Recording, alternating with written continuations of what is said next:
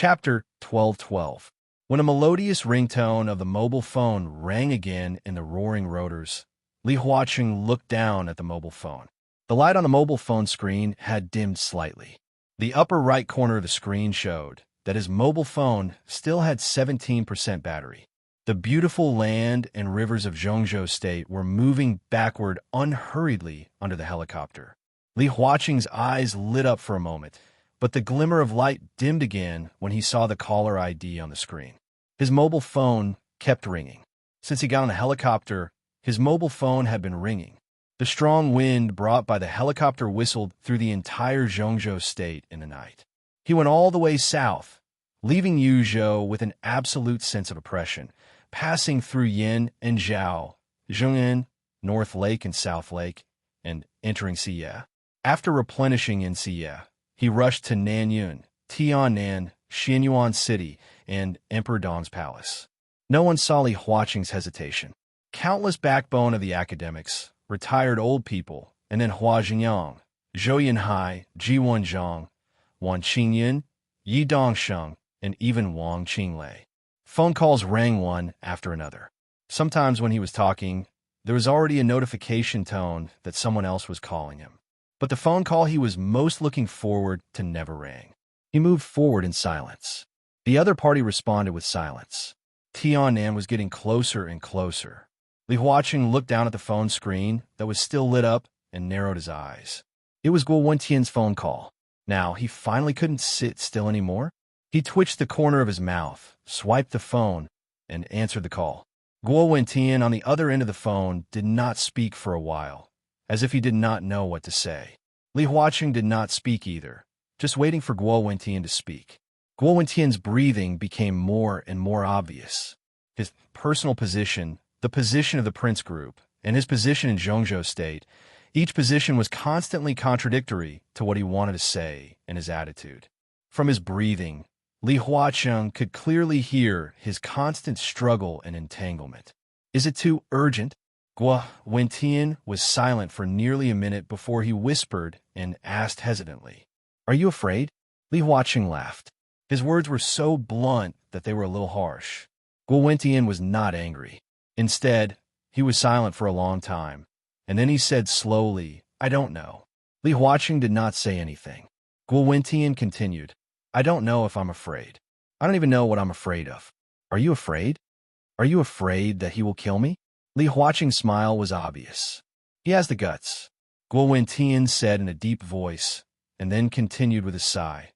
"At his age, it doesn't matter if he pierces the sky. He's so young and has this kind of strength. That's why there are restrictions." Li Huaqing said blandly, "I'm not afraid that he will kill me, and we haven't reached that point yet. But I'm afraid that he will leave Zhongzhou State. This is not the result I want." Guo Wentian snorted unconsciously. Of course, he was afraid of Li Tianlan leaving Zhongzhou State. The parliament was aggressive. If Li Tianlan really fell out with Zhongzhou State out of anger, Guo Wentian could be sure that he would not survive, not to mention what would happen to Li Huaqing. This was the absolute dominance of extreme personal force. As the number one on the divine list from Zhongzhou State, if he was forced to leave Zhongzhou State, the anger and hatred in his heart could make Li Tianlan do anything in his extreme thoughts. No one in the whole Zhongzhou State could stop Li Tianlan's assassination. This was probably the way to perish together with him. Because if Li Tianlan really did this, no country in the world would dare to accept him, and his end was already doomed. Guo Wentian silently thought about all kinds of possibilities and finally said in a low voice, "You are playing with fire. On the contrary, this is the safest way to do it." Li Huaqing said blandly. There was a harsh sound from the phone, and there was only 10% battery left. Li Huaqing sighed softly. "You still don't understand." He didn't explain anything and silently hung up the phone. Perhaps the whole Zhongzhou State now thought that he was playing with fire, but the safest way was actually his way now. The supervisory group's entry into Jiangzhou was just the first step. If Li Tianlan didn't agree to hand over Li Guangtu, more obvious and stronger suppression would follow tomorrow morning. Li Huaqing would not go easy on him. This time, he would try his best to suppress the living space of Emperor Dong's palace at all levels. This was not to force Li Tianlan to leave Zhongzhou's state. On the contrary, it was to better keep him in Zhongzhou's state. So Li Huaqing came in person. In the stormy suppression, Li Huaqing sent himself to Li Tianlan. From an objective point of view, it was equivalent to giving his life to Li Tianlan. Li Huaqing was very sure that as long as he was still in Emperor Dong's palace, no matter how fierce the parliament's next move was, Li Tianlan would not really leave Zhongzhou's state. The reason? The reason was that he was still by Li Tianlan's side. It was so simple, but not simple. As long as he was in Emperor Dong's palace, this was the biggest leeway. It seemed that all kinds of means to fall out with him were just the parliament showing its strength. The parliament also had to show its strength. Not everything could be negotiated. Li Huaqing was very clear about this. Perhaps Li Tianlan himself didn't know how terrible the consequences would be after mastering such strength and power at his age, and how serious the disaster might be to Zhongzhou's state if there were no corresponding restrictions. Youth represented unlimited potential. When Li Tianlan had fulfilled his potential, his youth represented immaturity, a dangerous mindset that wandered outside the rules at any time. This was unacceptable to Li Huaqing. So in any case, he had to find a strong opponent for Li Tianlan. Even if this opponent would fail, it didn't matter because it would take time. During this time, Li Tianlan would really mature and understand what he should do. Li Huaqing silently glanced at the phone. On the phone call from Dongqing Wudi or Li Tianlan that he had been expecting never rang. Even from the beginning to the present, he had never received any call from a new group or the giant group. Li Huaqing's eyes gradually became dignified. In the unusual silence, he clearly smelled a touch of fighting and gunpowder. The helicopter flew over Nanyuan and the first city in Tiannan. The brightly lit Xianyuan city was close at hand. President, we will arrive at Emperor Dong's palace soon. Ma Si sat opposite Li Huaqing and said in a serious and dignified voice. Li Huaqing took a last look at the phone, said yes, and closed his eyes. The plane flew over the lights of Xianyuan City. Ma Si stood up and planned to go to the cockpit to say something to the pilot. At the same time, on the soft lawn of Emperor Dong's palace, Li Tianlan, who stood with Dongqing Wudi but rarely spoke, raised his head and glanced at the night sky in the distance. At this moment, the sound of the helicopter's rotors had not yet come from afar. Emperor Dong's palace was quiet in the night. Li Tianlan raised one hand to the night where only the signal lights were flashing in the distance. Boom! In an instant, with Li Tianlan as the center, the world suddenly twisted. The surging and incredible sword energy surged, and the sharp sword intent was completely boiling. The world was torn apart in an instant, and the whole night was completely replaced by sword energy. Like a vast ocean, the sword energy stirred the night tens of thousands of meters away in an instant along the direction where Li Tianlan raised his hand. The sharp sword energy spread noisily. The helicopter that had just entered the sky above Xianyuan City was out of control instantly. The rotating rotors were silently cut into pieces by the sword energy. The helicopter flying in the air suddenly spun and rolled in the air, smashing into the lights on the ground. Li Tianlan raised his hand and closed it slightly. The sword energy all over the sky vibrated at the same time. The falling helicopter seemed to be gripped by an invisible hand at this moment. With the overwhelming sword energy, the helicopter was directly pulled by the invisible hand and rushed into Emperor Dong's palace at an unimaginable speed. The cabin was spinning. Li Huaqing's face was abnormally ruddy. Ma Si fell in the corner with a broken head and a desperate look on his face. The endless sword energy pulled the helicopter from the edge of Xianyuan City all the way to Li Tianlan. The helicopter crashed to the ground, and the huge fuselage slid out of control on the lawn, leaving a deep mark hundreds of meters long. The solid landing gear and the glass in the cabin were completely shattered. Dense cracks appeared on the black fuselage, which had originally looked very majestic under the wrath of the sword chi. The ridiculously broken helicopter slid all the way and stopped less than 5 meters away from Li Tianlan. With a dull sound, the heavy cabin door of the helicopter fell to the ground, splashing a cloud of smoke and dust. Li Tianlan squinted and looked at Li Huaqing in the cabin, who was facing him motionlessly because of the seatbelt. He said expressionlessly, "You're too slow. I'll give you a hand. Welcome to Xinyuan City. Welcome to Emperor Dong's palace." Chapter 12:13. The wind under the curtain of night had completely frozen. In the extreme silence, only the cracks on the helicopter were emitting light, sounds, and spreading. The sword Qi was silent, but it was everywhere. Fine and sharp, it moved around the helicopter from the cockpit to the fuselage and then to the tail. More and more cracks appeared. It was as if a pale white flower had suddenly bloomed on the pitch-black fuselage of the helicopter. Irregular patterns were quietly spreading, as if to surround the entire huge fuselage. Dizziness, anger, helplessness, solemnity. All kinds of emotions and perceptions kept tumbling in Li Huaqing's heart. His body seemed to be immersed in the dizziness of the helicopter, out of control and rolling in the air. At that moment, the world was spinning, and death seemed to have shown a grim sneer in the night outside the cabin.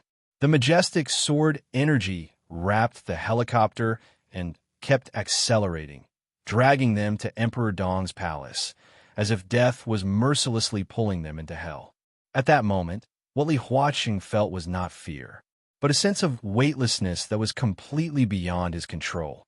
The helicopter's engine seemed to be barely able to maintain stability, but that kind of power was too fragile under the sword energy. All the stability was completely destroyed in an instant. The sword energy surrounded and pulled him, and the seat belt that held his body in place tightened to the limit. After the world spun around him, his body leaned forward crazily under the violent pull. The bulletproof glass of the cabin was shattered by the sword energy, and the warm night wind of Tiannan poured into the cabin violently under the absolute acceleration, bringing with it an indescribable coldness. This feeling would never be forgotten. If this was a show of strength, then it could only be said that this show of strength was really powerful. He was showing the power of Zhongzhou State to Li Tianlan. And now, Li Tianlan was also showing his own power to him. He heard Li Tianlan's emotionless voice and felt the omnipresent sharpness in Emperor Dong's palace. The sharp sharpness covered the sky and the earth. It was so sharp that it was almost fearless and directly pressed against his heart. Phew! Li Huaqing let out a long breath. Li Tianlan stood outside the cabin, motionless like a statue, looking at him with no expression. Li Huaqing took a deep look at him, unfastened the seatbelt, walked to the corner of the cabin, and pulled Ma Si up. Ma Si had fallen into a coma. When the helicopter lost control, Ma Si unbuckled her seatbelt and stood up. The out-of-control helicopter tumbled in the air. Caught off guard, Ma Si's body also lost control and crashed into the metal door in front of the cockpit. He instinctively grabbed the nearest handrail, but as the sword Qi pulled the helicopter, the sudden acceleration directly threw Ma Si to the other side of the cabin. Under the huge impact, the top secret of Zhongzhou State directly fainted. Li Huaqing pulled up his secretary with some difficulty. Before he could drag Ma Si out of the cabin, Dong Xingwudi had already walked in first. "Leave it to me. I'll treat his wound." Dong Xingwudi smiled and lifted Ma Si with great ease. Then he went to the cockpit, picked up the driver who was also unconscious, and looked at Li Huaqing. Li Huaqing pondered for a moment and nodded. He knew very well that at this time, no matter where Dong Xingwudi stood, he did not want to stay between him and Li Tianlan. This was also acceptable for him and Li Tianlan. Without Dong Xingwudi here, Li Huaqing, who faced Li Tianlan alone, would feel more pressure. And precisely because of his absence, Li Huaqing was also more likely to have a deeper talk with Li Tianlan. Li Huaqing quickly left the scene with the two wounded. Li Huaqing sat in the broken cabin for a while. When the dizziness in his mind almost disappeared, he took a deep breath and walked out of the cabin. The helicopter will be towed away to check the fault. Fortunately, if it hadn't broken down near Emperor Dong's palace, the consequences would have been unpredictable. Li Tianlan said lightly. "Fault?" Li Huaqing's eyes narrowed, and he said with a smile, "So, I should thank you for saving my life?" "You're welcome." Li Tianlan was still expressionless. Li Huaqing smiled. He was very curious as to why he could smile now. All his actions since he came to the stage seemed very gentle. But gentleness did not mean that he had no temper, nor did it mean that he would appear to be weak. In fact, in the hearts of many people, the gentle and calm Li Huaqing was far more deterrent than the other counselors who banged the table and roared. But at this moment, Li Huaqing was really not angry. Even if the young man in front of him attacked him, destroyed a helicopter, and even made him and his secretary extremely embarrassed, his heart was calm. Maybe it was because he valued him too much, and in his heart, he also had too many expectations for him. Li Huaqing never knew that he would value a person so much and be optimistic about his future, even though the two of them were now on opposite sides. The third supervisory group's entry into Jiangxia is just the beginning. Li Huaqing said, "In the next few months, the first of the 10th supervisory groups will be sent out one after another. The inspection scope is very large, including Wuyue, Liaodong, Beihai, Nanyue, Southwest, and Northern City. This is the normal inspection tour before the election. Jiangxia is just the first stop. This time, the third supervisory group's inspection scope is Jiangxia, Jianghuai, and Huading." "I believe you, really." Li Tianlan nodded lightly, and his tone was a little careless. He did believe what Li Huaqing said, but it did not mean that the third supervisory group had no other purpose in entering Jiangxia.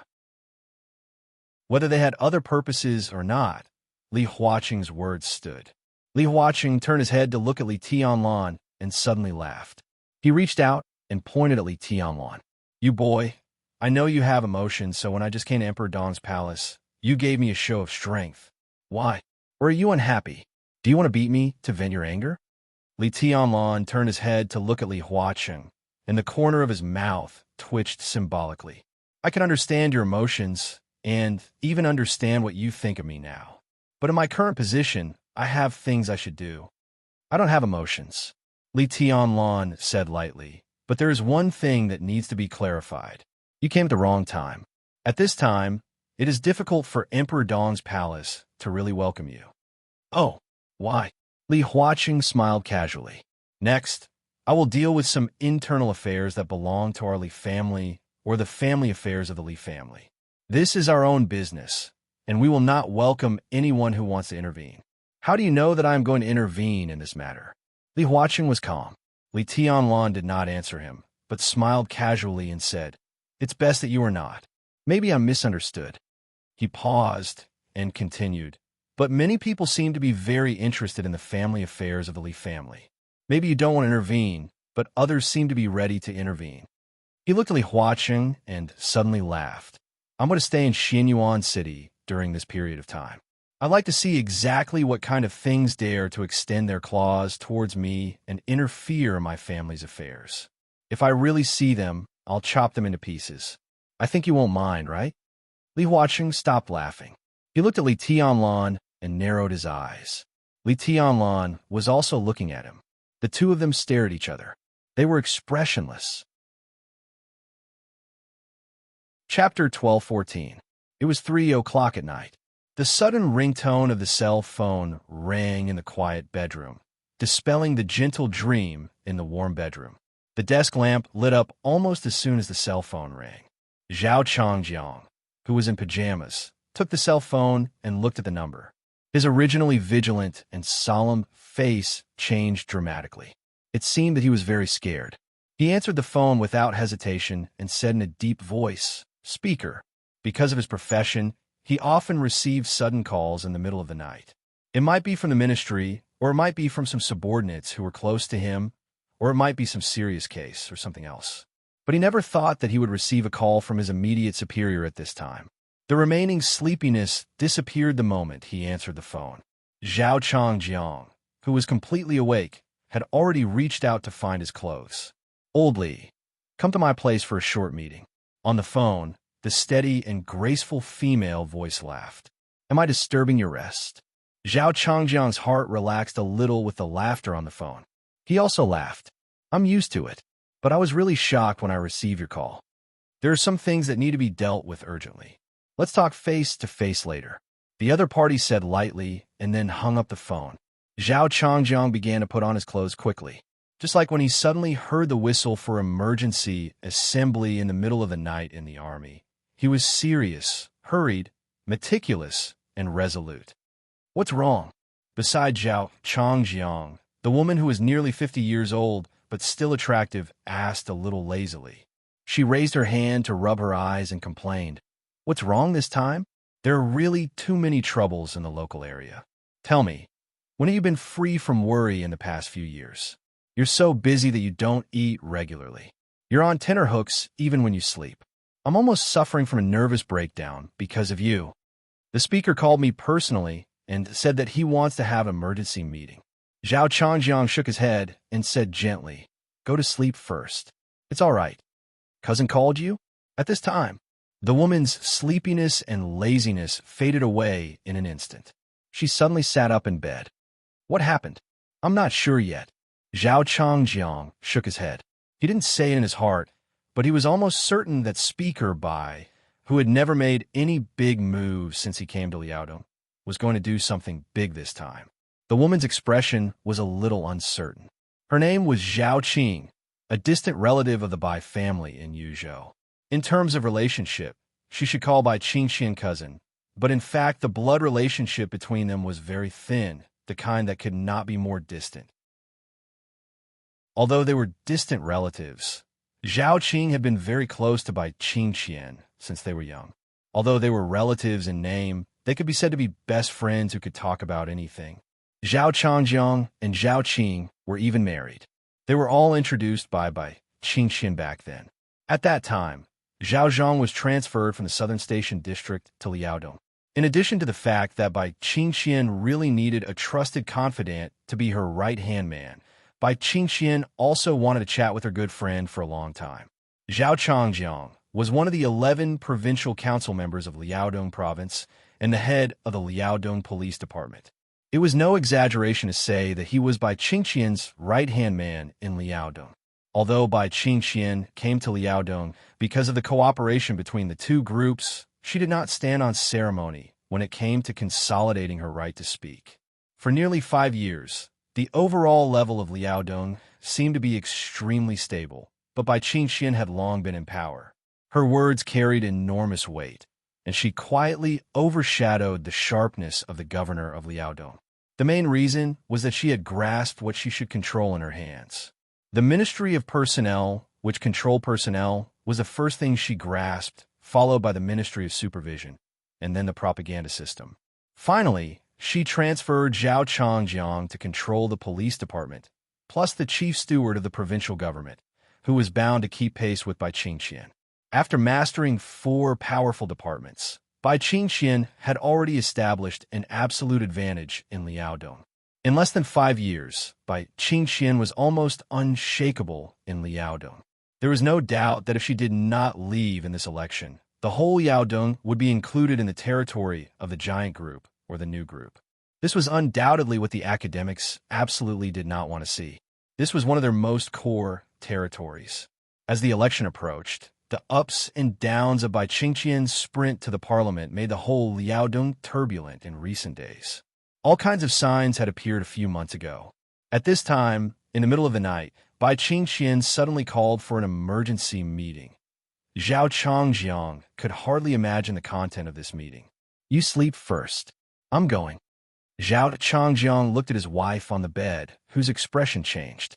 He took a deep breath and went straight out of his room. He lived in the 6th building of the provincial government compound, not far from the 1st building where Bai Qingxian lived. Zhao Changjiang put on his coat and went out. It was cold in winter in Liaodong.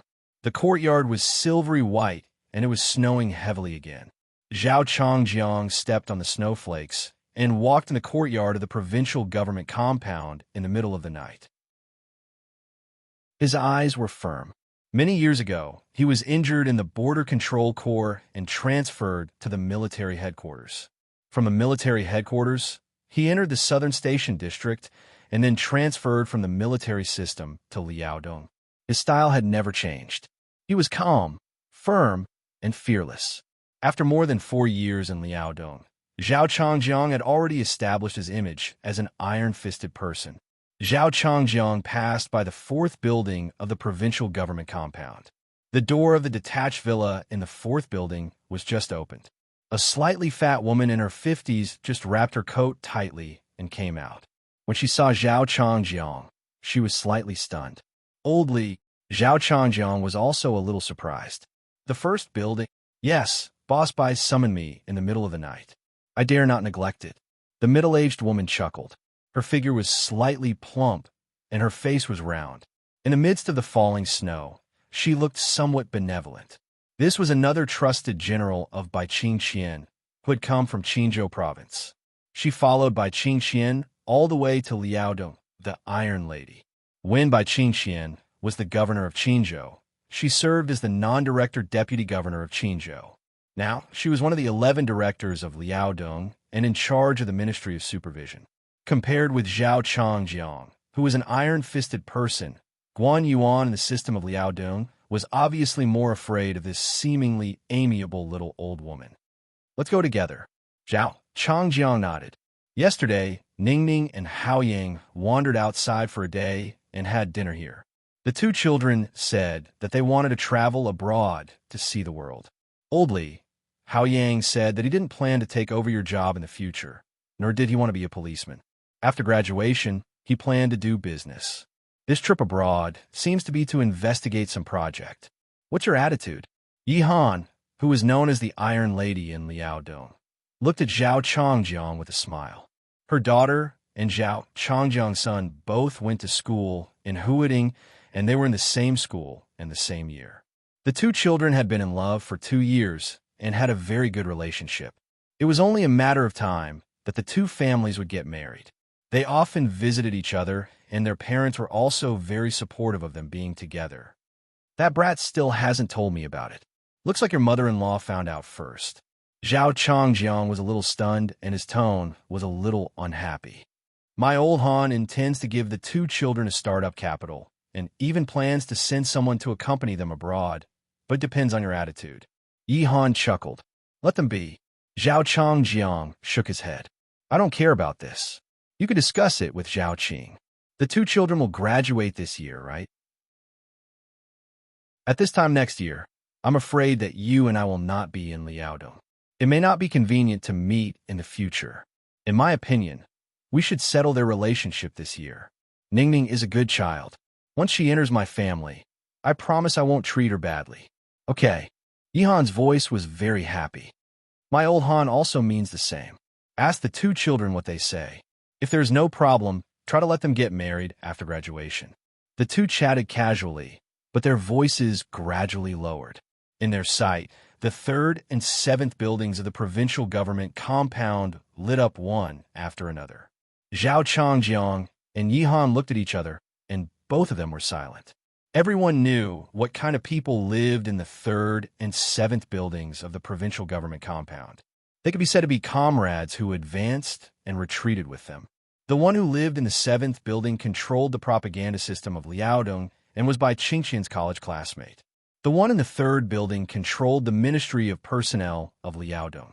He was transferred from Yuzhou at that time because the Bai family directly supported Bai Qingqian, plus Zhao Changjiang and Yi Han. This was the perception of outsiders. Bai Qingqian was one of the 4 heavenly kings in Liaodong. In the middle of the night, Bai Qingqian actually informed the 4 of them at once. What did this mean? Liaodong, Yi Han sighed in a low voice. Is the most chaotic situation going to start in Liaodong this time? Chapter 12:15. The thick material turned to the last page. Under the soft light, Bai Qingqian put the material aside, picked up the teacup, and took a sip of water. She looked calm. This material had been sent to her office a few months ago. At that time, Bai Qingqian read it over and over again several times. Finally, because she didn't make up her mind, she temporarily sealed it up. The material involved a series of events, such as the corridor transformation project of the Liaodong provincial government, as well as a large number of illegal trade in Anon. The target was Tan Xiaodian, the current deputy speaker of Fengtian Academy. There were more than 100,000 words of a large number of reports. Obviously, it was not written by one person, but from many aspects. The time span was as long as 5 years. Although there was no real name, a large number of reports were indeed true. To a certain extent, it could even be said that the evidence was conclusive. Even Bai Qingxian had an impression of many things mentioned in the material. This material appeared in her hands about 3 months ago. The source was still unknown. It was obvious that the election was coming. Because the election was coming, this was a spark sent to her by some people who wanted to fish in troubled waters. However, Bai Qingxian had never acted rashly. After reading the material in detail, she had already begun to let Yi Han's Ministry of Supervision take action secretly. Now, she had also grasped a lot of breakthrough clues. Some of Tan Xiaoyan's practices had been arrogant to the point of brazen. The secret investigation of the Ministry of Supervision did not even encounter any even symbolic resistance. Some vague evidence had already appeared in the hands of the Ministry of Supervision. So 2 months ago, the provincial government personally issued a notice that Tan Xiaotian was sent to the Zhongji Academy in Liaodong to enter the advanced course. Then, he began a half-year-long advanced course. When the news came out, there was no panic in Liaodong. Instead, there was jubilation. The Zhongji Academy in Zhongzhou State was the fundamental and important place of the academics. Its importance was even above that of Liaodong. There were quite a number of super heavyweights in the academics, including Li Huacheng, who had the background of the academy. Because of this, they were jokingly called the academics by the outside world. Specifically in Liaodong, the academy was obviously also a place where it was difficult for Bai Qingxian to influence. Tan Xiaotian had entered the academy's advanced class and not the training class. This was usually a sign that he was going to be promoted. In the past 2 years, the situation in Zhongzhou State seemed to be stable. But as the election got closer and closer, undercurrents were surging not only in Liaodong, but also in all provinces. When Bai Qingxian first entered Liaodong, she had already hurt the nerves of some people in Liaodong. In the past few years when she came to Liaodong, under the seemingly harmonious situation, there had been a lot of conflicts.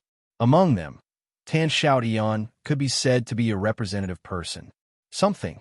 If Tan Xiaotian was transferred from the position of Deputy Speaker of Anong Province to the position of Deputy Speaker of Fengtian Provincial Government was Bai Qingxian's concession, then letting Tan Xiaotian enter the advanced course was undoubtedly Bai Qingxian's preparation for leaving Liaodong Province. In a sense, this seemed to be a sign that the academics had begun to exert their power and was ready to set things right in Liaodong. Tan Xiaotian entered the advanced class. Half a year later was basically very close to the time of the election. And the election in Liaodong Province might be before or after the election in Zhongzhou State. This time sequence determined whether Bai Qingxian could stay in Liaodong for a year or more than half a year. Therefore, now the academics in Liaodong were strongly supporting the election in Liaodong Province to be held before the election in Zhongzhou State. Tan Xiaotian entering the advanced class was a signal.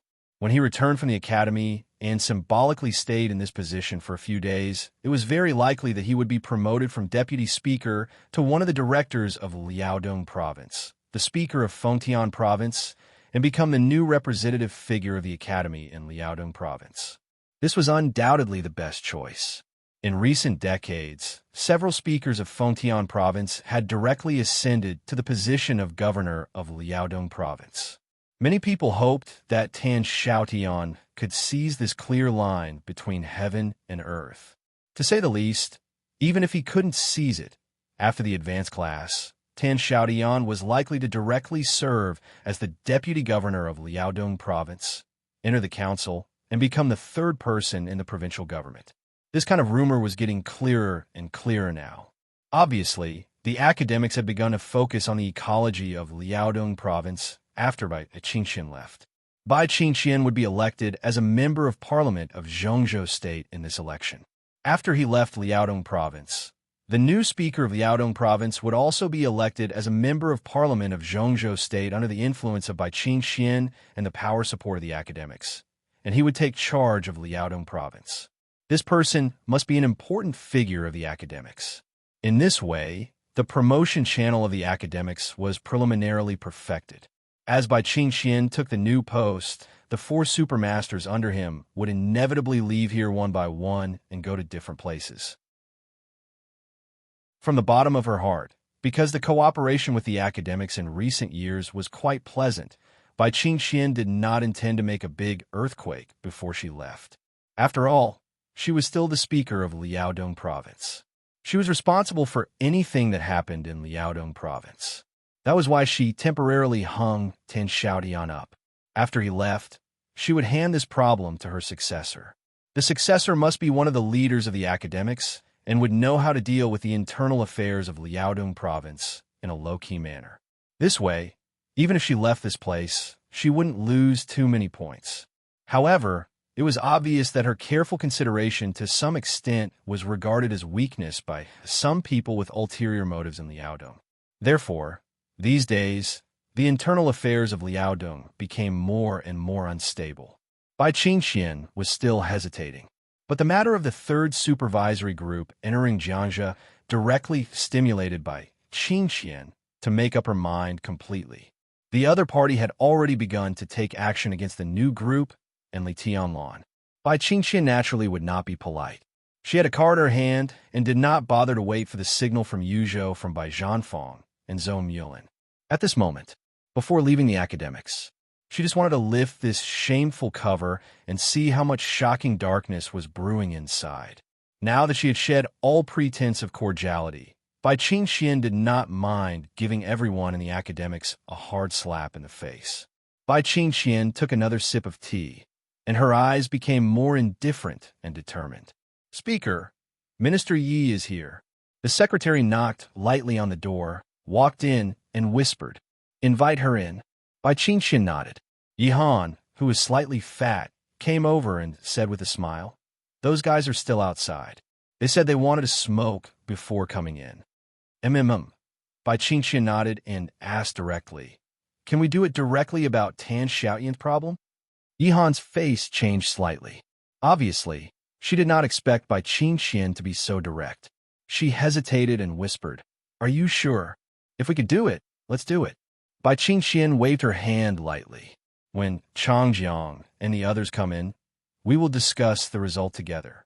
It's time for some people to wake up." Yi Han took a deep breath and did not speak. Bai Qingxian held the teacup with a calm face. She thought of the leader and deputy leader of the 3rd supervisory group. She thought of what they would do after entering Jiangxia. Bai Qingxian gently raised the corner of her mouth. She was calm and confident, with indescribable grace. She did not have so many thoughts. She had only one thought now. Who dared to make life difficult for her son? She would let them die a horrible death. Chapter 12:16. Li Huaqing didn't see Li Guangtu in the end. He didn't even know Li Guangtu's current state from Li Tianlan. He just knew that Li Guangtu was still alive. Angry? Annoyed? Resentful? More or less, these emotions existed in his heart, but more than that, it was a kind of calmness that was expected. Before coming to Emperor Dong's palace, he had expected the current situation, so he was not surprised. If Li Tianlan was really so easy to talk to, the whole Zhongzhou state would not be in a sensitive state of anxiety now. Obviously, this matter could not be solved in a day or two.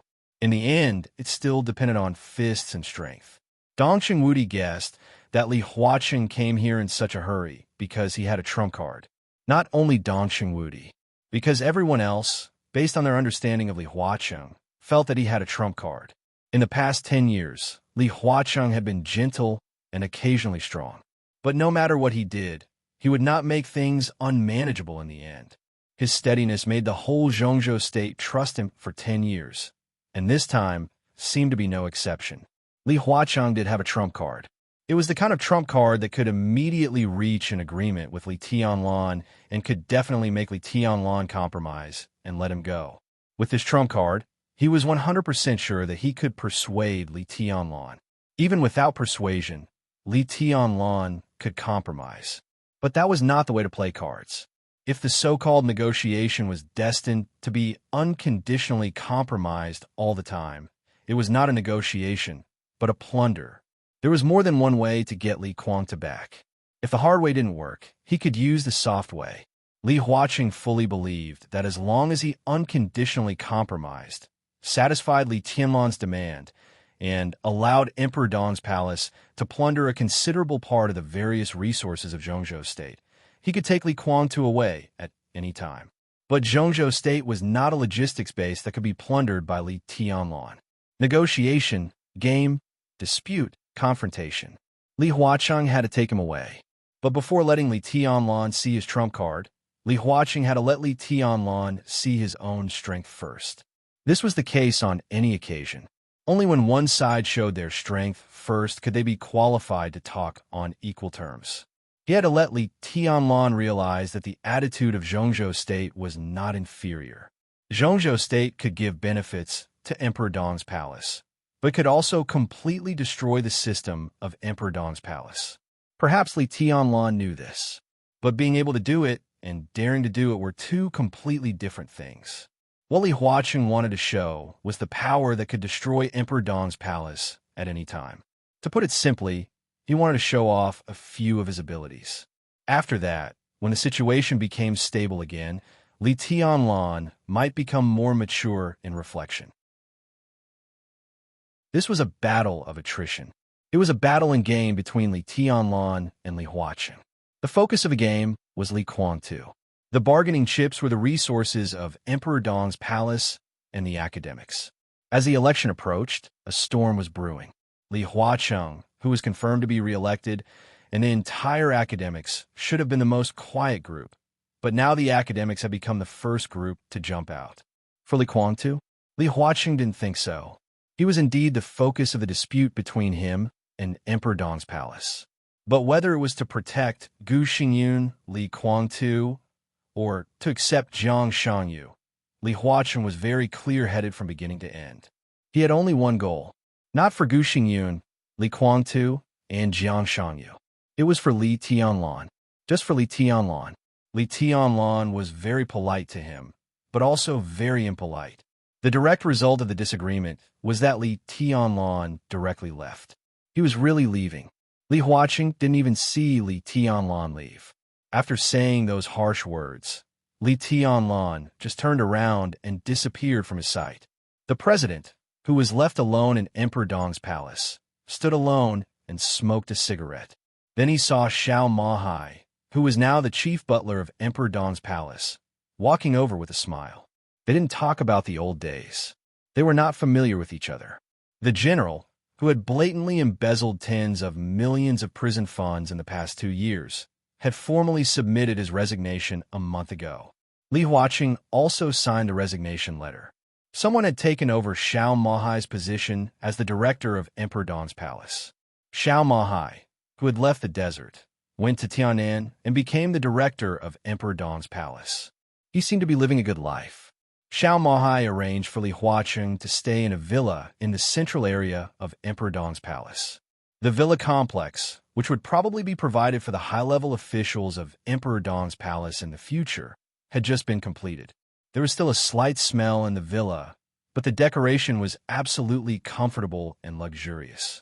Xiao Mahai arranged for people to prepare a sumptuous meal for breakfast or supper at this time. He even opened a bottle of wine and then left. Li Huaqing, who was not sleepy at all, sank his body into the soft leather sofa and slowly tasted the wine. He was not sleepy at all. He was a little excited inside.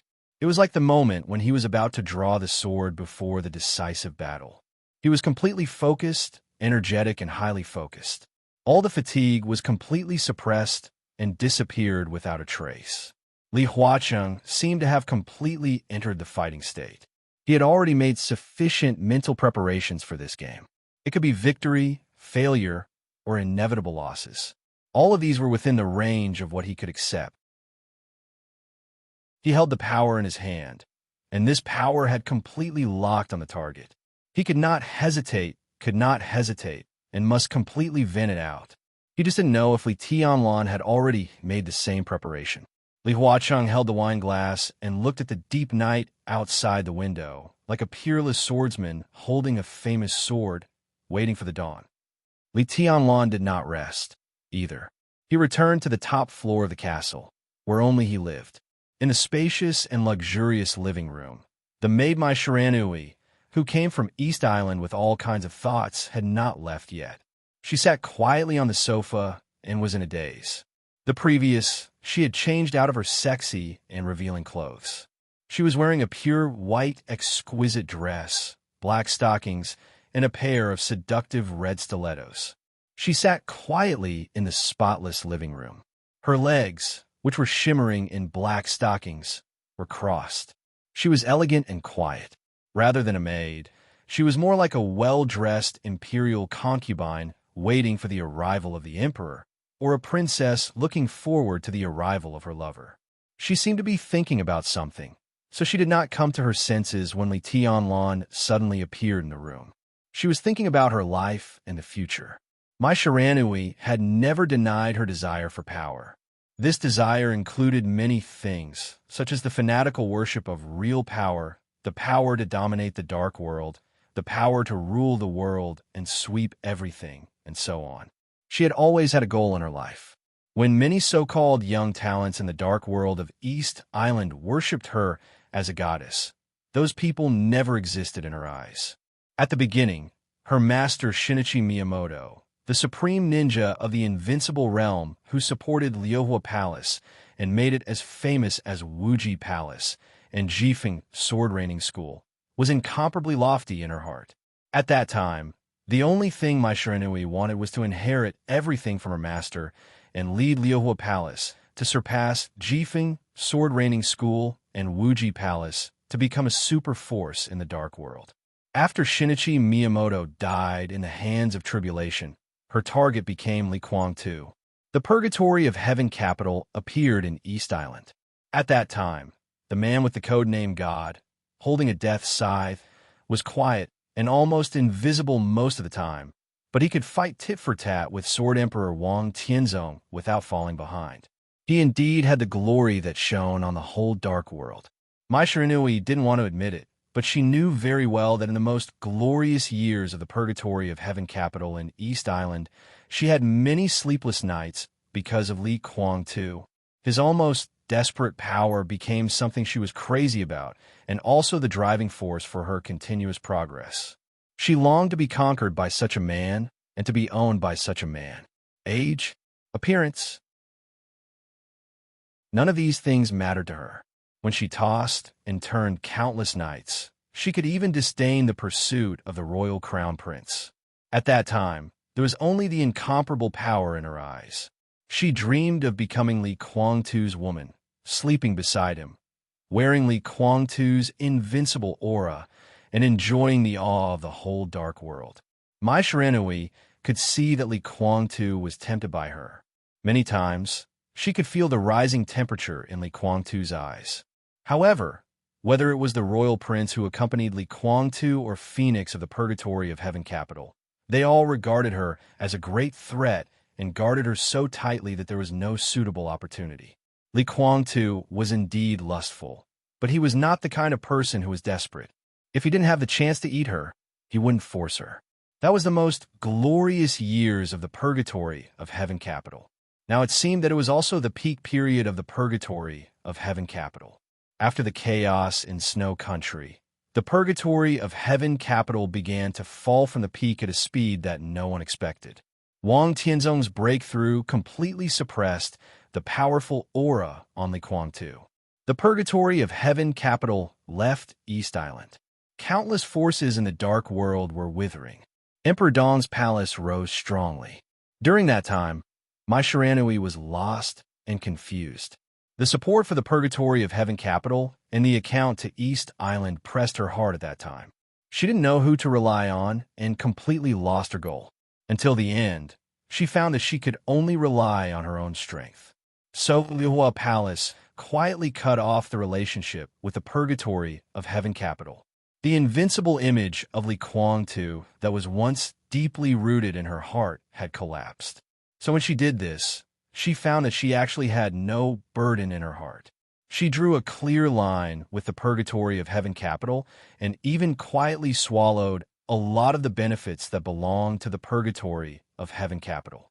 She benefited from both the Purgatory of Heaven capital and East Island. Liyue Palace was getting stronger and stronger, and her personal strength was constantly breaking through.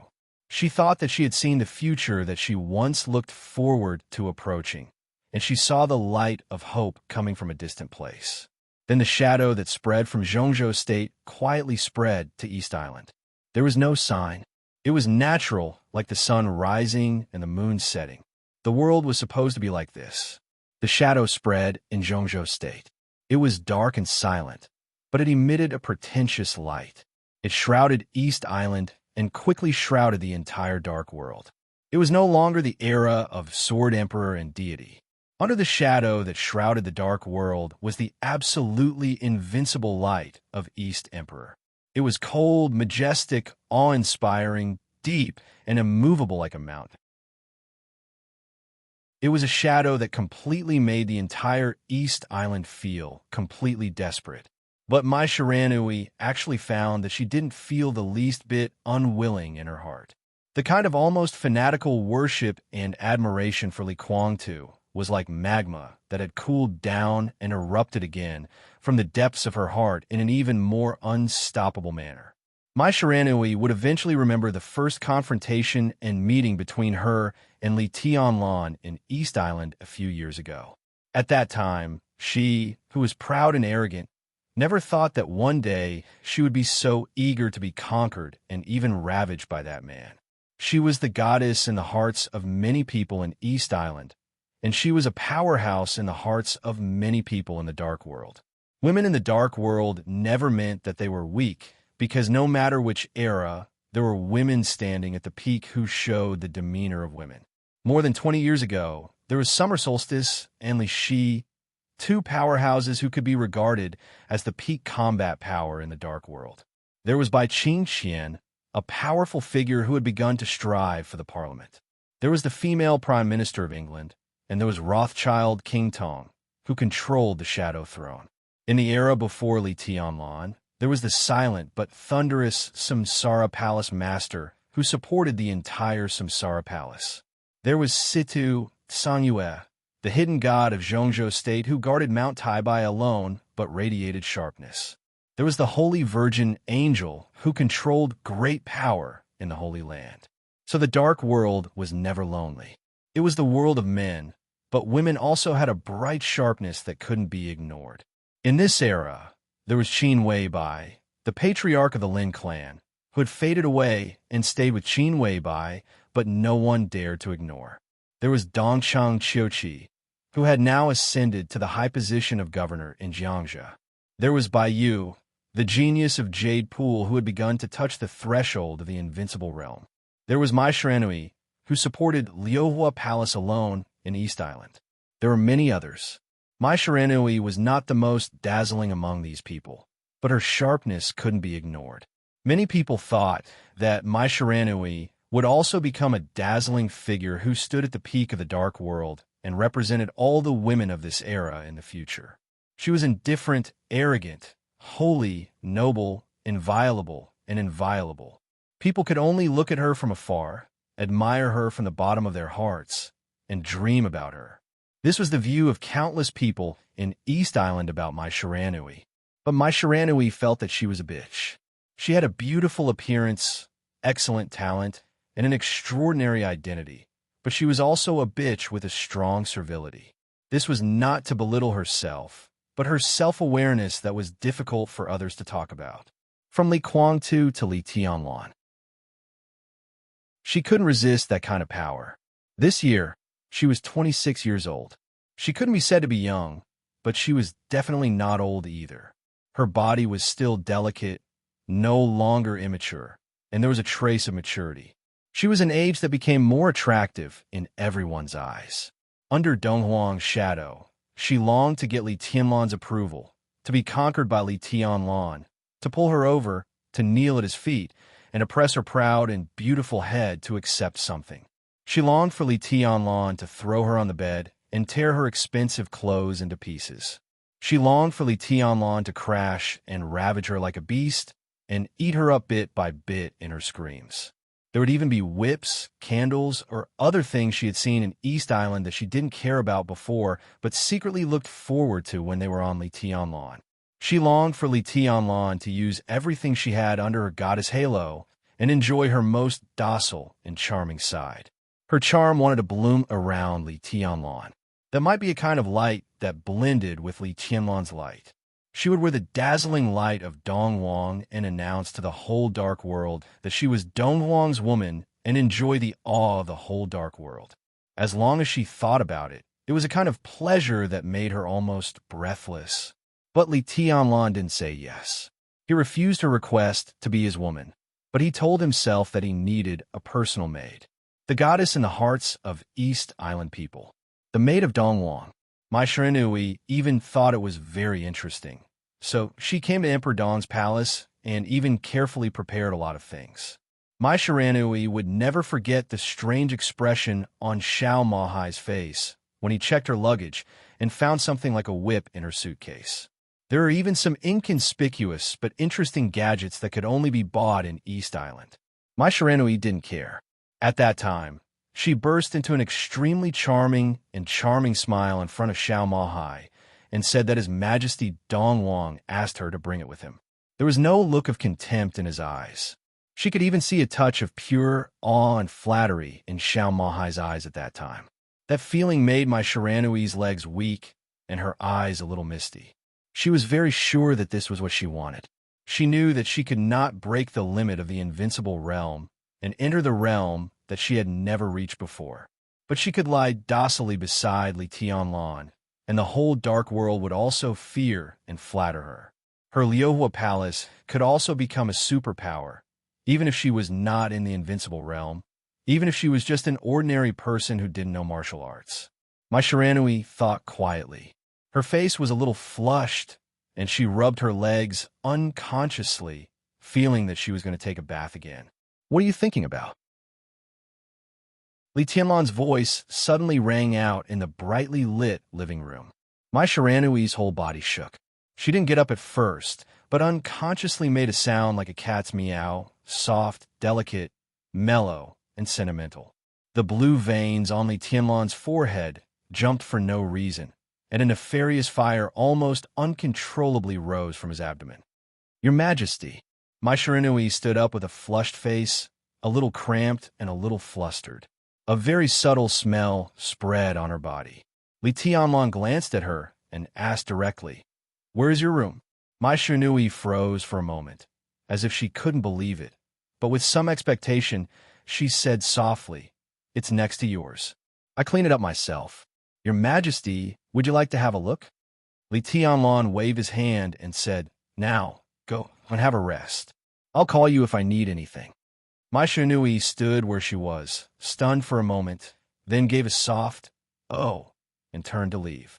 Li Tianlan glanced at her unconsciously, only to find that Mai Shiranui's delicate white dress swayed gently as she walked, and a small wet mark was gradually growing. He frowned and didn't think much about it. He asked casually, "What's the situation in East Island now?" East Island was undoubtedly the priority at the moment. With Mai Shiranui, a chess piece, there shouldn't be too much trouble. Mai Shiranui paused and turned around. Her watery eyes became more and more hazy, and she said in a soft voice, "It's chaotic, and they're scared." Li Tianlan nodded thoughtfully. Mai Shiranui stared at him for a while, then turned around in disappointment and walked back to her room. The door of the room was gently closed and then opened again, leaving a very clear gap. After a while, the tempting pink light peeked out from the gap. Li Tianlan suddenly smiled, and his smile was a little happy. He suddenly thought of Li Huaqing. He could probably understand some of Li Huaqing's thoughts. Li Huaqing began to show his own power, and he came to Tiannan probably because he was afraid that Li Tianlan would do the most extreme thing, which was also the reaction he least wanted to see. It was really a wonderful move. The domestic war was tit for tat. Did he think he could control the situation just by looking at him here? At this time, if he left Xianyuan City, Li Tianlan suddenly wanted to see Li Huaqing's reaction. Chapter 1217. When military counselor called him, Li Tianlan was about to finish watching a classic Hollywood action blockbuster. The movie had come to the end. The overwhelming wreckage of machinery was flying in the fire, and the soldiers with shields were fighting fiercely with the muscular giants. In the distance was a ruined city, and the survivors were running for their lives. All kinds of high-tech weapons were in scrupulously blooming destructive flames in the air, and the endless legions were moving forward firmly in the surging artillery fire. One picture after another was reflected in his dull pupils. He sat quietly, like a puppet, with countless thoughts flashing in his mind about East Island, about South America, about Europe.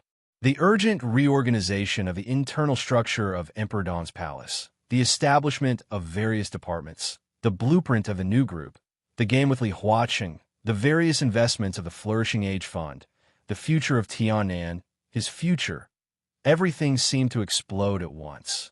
Everything had to be done, and they had to be done as soon as possible. He didn't pay attention to what the movie was about. It was destined to be a blockbuster without too many connotations. The scenes were gorgeous and hot-blooded, and the special effects were all on. Li Tianlan's thoughts were scattered with the special effects on the screen. He looked quieter and quieter, sitting on the sofa motionlessly. Time was silent, and so was he. Gradually, he was so quiet as if he didn't exist at all. The phone rang. Li Tianlan's body moved slightly. He seemed to come alive all of a sudden.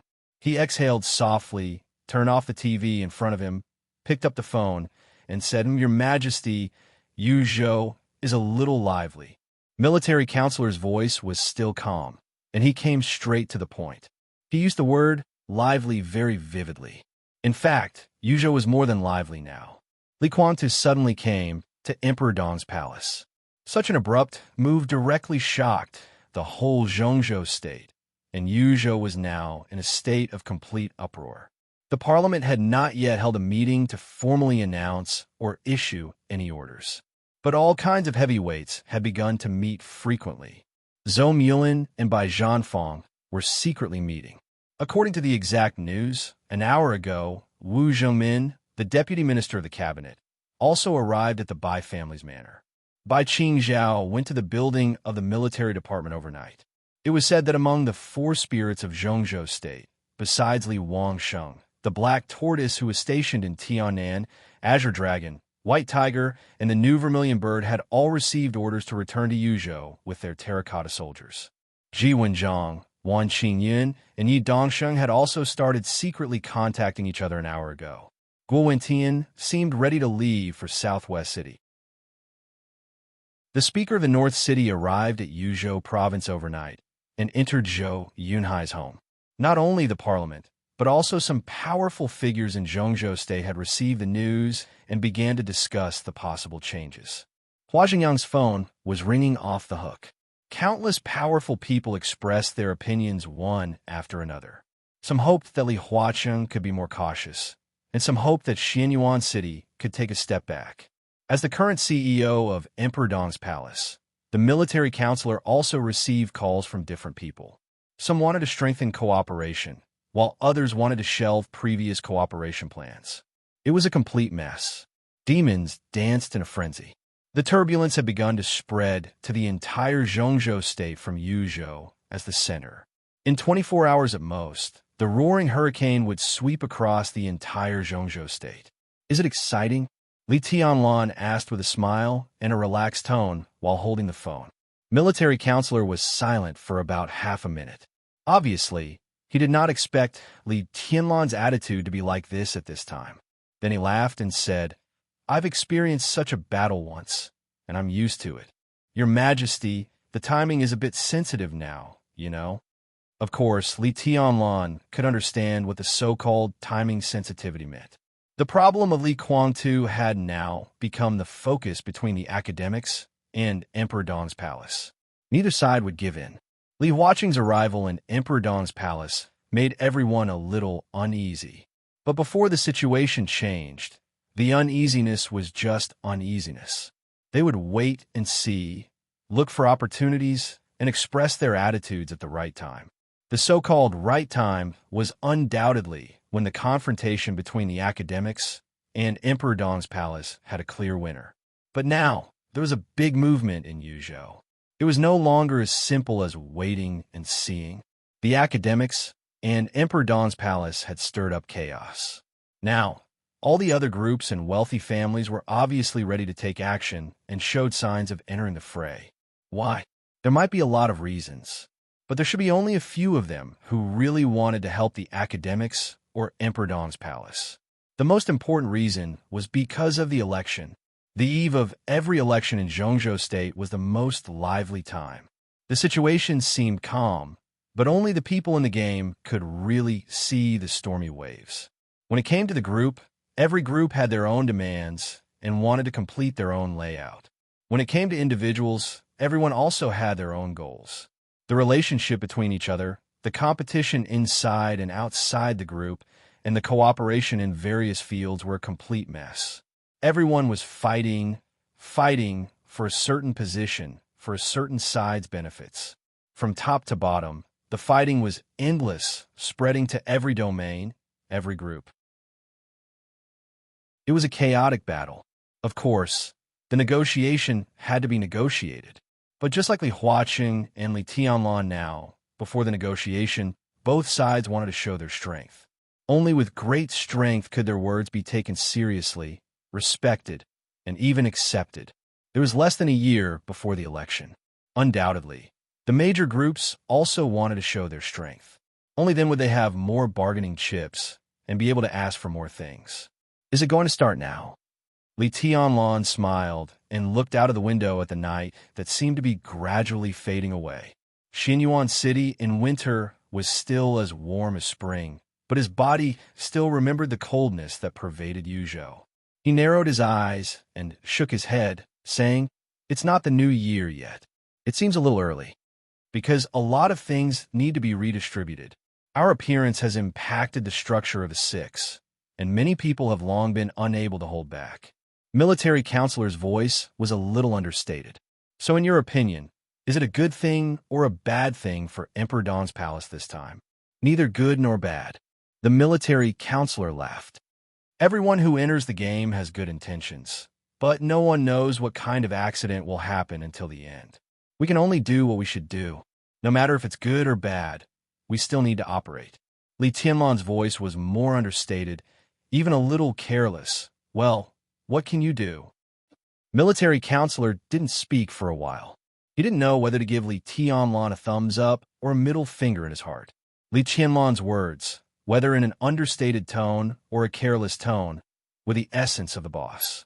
Li Tianlan's casual words obviously meant that the next task would be handed over to him. However, as the CEO of Emperor Dong's palace, it seemed to be his task indeed. This sentence was undoubtedly Li Tianlan's statement, which meant that Military Counselor could use all the resources that Emperor Dong's palace currently had to obtain greater benefits for Emperor Dong's palace in the next chaotic battle. As the supreme leader of Emperor Dong's palace, if Li Tianlan bowed to everything personally, the existence of Military Counselor and others would undoubtedly be meaningless. Li Tianlan was self-aware. He had indeed come to this position, but in terms of skill, layout, power, experience, he was not able to perfectly control all the internal details of a group. At the very least, he was not as good as Military Counselor in this respect. He just knew what he wanted and where Emperor Dong's palace would be next. This kind of thing involved the main strategic direction, but not the specific operation process, and Li Tianlan was competent. The goal of the new group after the election was very clear. In the case of keeping Jiangxia, they would take down the 4 provinces of Nanyue, Xie, Dongshan, and Jiangnan. In the case of perfecting the internal promotion system of the group, they would try their best to conquer the cabinet and occupy a relatively strong position. With the 5 provinces and Tiannan as the foundation, the radiating influence and the power of the cabinet would support each other. In the overall strategy of the whole Zhongzhou state, resources would be inclined to Emperor Dong's palace to a certain extent, and it would protect the integration of the new group, the giant group, and the North group. This was the strategic direction of Emperor Dong's palace in Zhongzhou state in the next 10 years that Li Tianlan had personally formulated. The next implementation, the allocation of a large number of resources, and the operation of human relations were the responsibility of the CEO military counselor.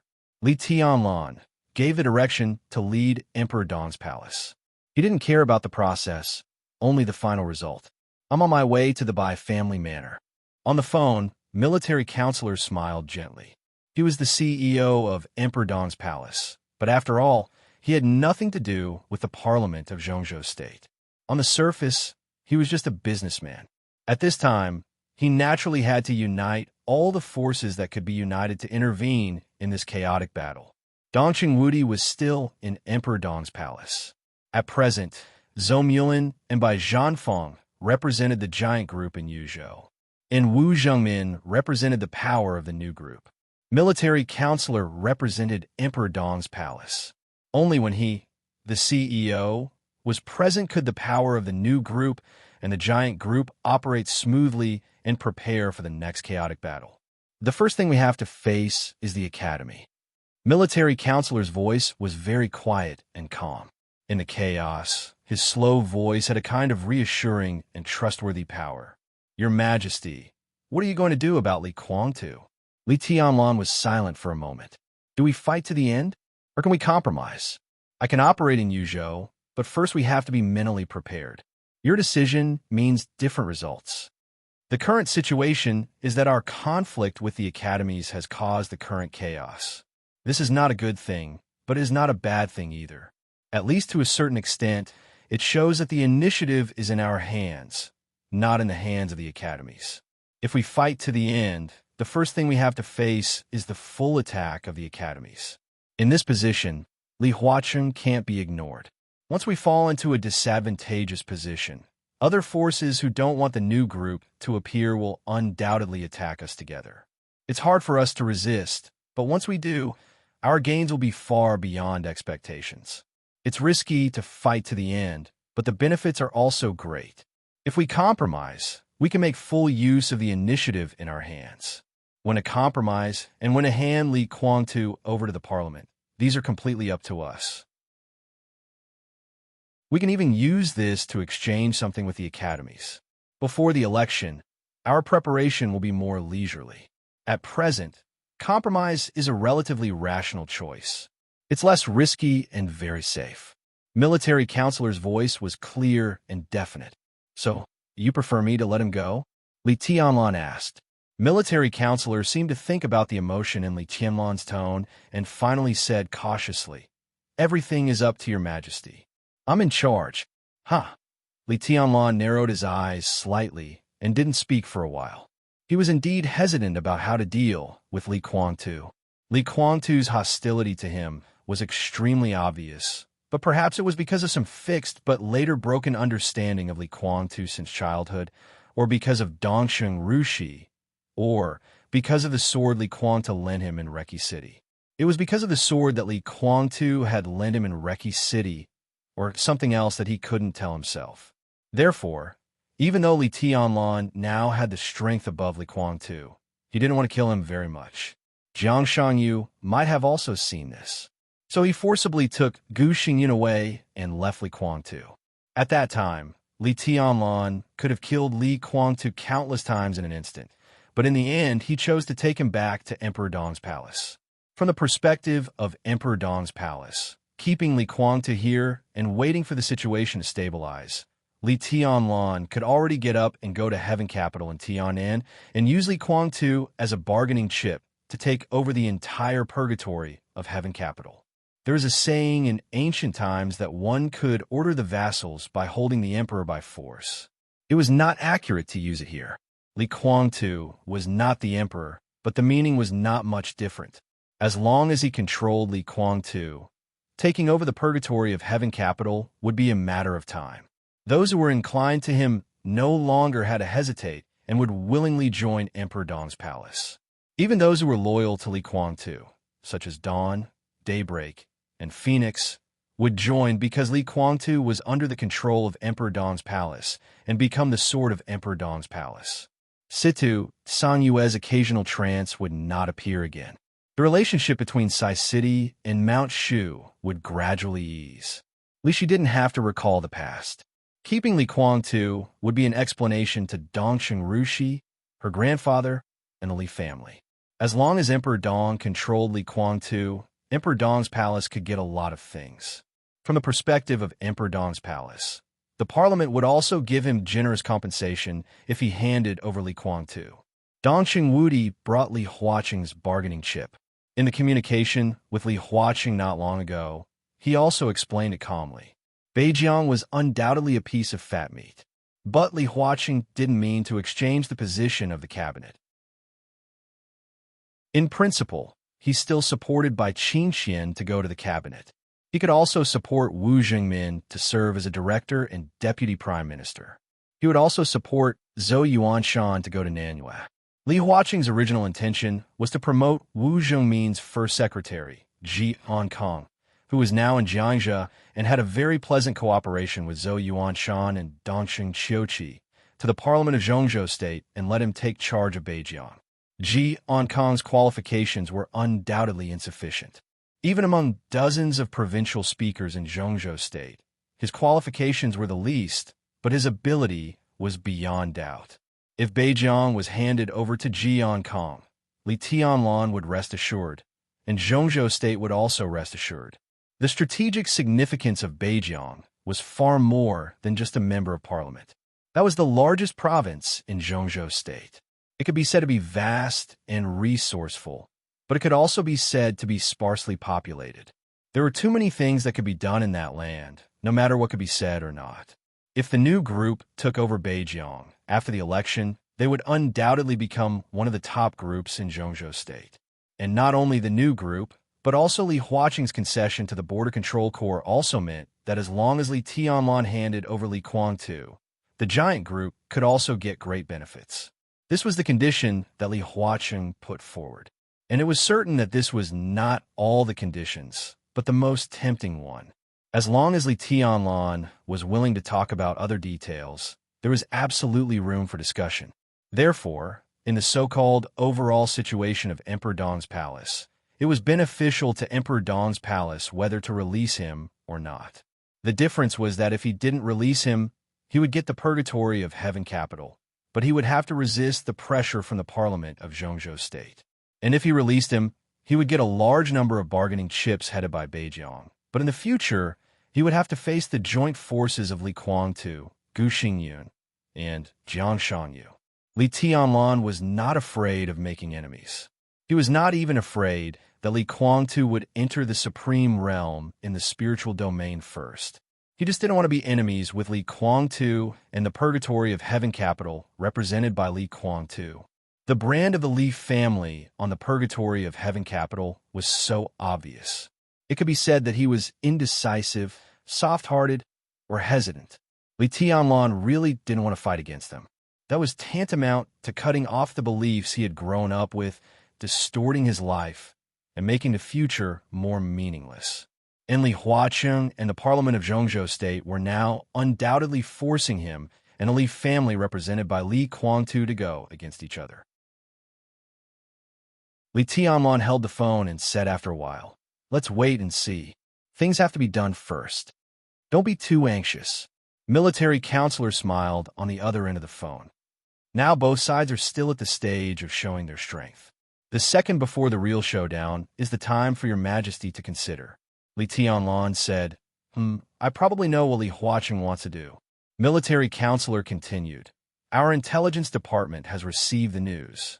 Li Huaqing should want to re-establish the order of the special warfare system of Zhongzhou State. He has talked with Gu Xingyun and Jiang Shangyu. Li Kuang-tu is also an indispensable part of his plan. In Li Huaqing's expectation, in the future, the special warfare system of Zhongzhou State will set up several new corps as the core pillars of the special warfare system of Zhongzhou State. Kunlun Corps, Commander Gu Xingyun. The main force is the current elite of Kunlun City. Heaven Capital Corps, Commander Li Kuang-tu. The main force is the current elite of the purgatory of Heaven Capital. The third one, the source of the news, is a little vague. It should be called the Shadow Legion, Commander Jiang Shangyu. The specific composition of the personnel is unknown. In addition, There is the Snow Dance Corps and the Nightmare Corps of Emperor Dong's palace, led by Your Majesty. It seems that the Parliament will also give the special warfare system more power to speak. In short, Li Huaqing is very generous, and it can be seen that he is very sincere. Military counselor's quiet and deep voice kept echoing. Li Tianlan held the phone and did not speak for a long time. Chapter 12:18. Li Tianlan could sense Li Huaqing's sincerity. If what the military advisor said was true, then Li Huaqing's actions could indeed be said to be very generous. To rebuild the order of the special warfare system of Zhongzhou State and break the inherent concept, in a series of adjustments, Gu Xingyun would step down and Li Tianlan would step up quietly. In this case, Gu Xingyun could be regarded as losing all his face. But compared with Li Tianlan directly driving him out of the position of state-protecting war god, the ups and downs in this adjustment at least left the last trace of face for Gu Xingyun, and it could make him more reasonable to find a lot of excuses. Snow Dance, Nightmare, Kunlun, Tiandu, Umbra. If the 5 regiments were the core pillars of the special warfare system of Zhongzhou State, then Li Tianlan would undoubtedly have a great advantage when facing others.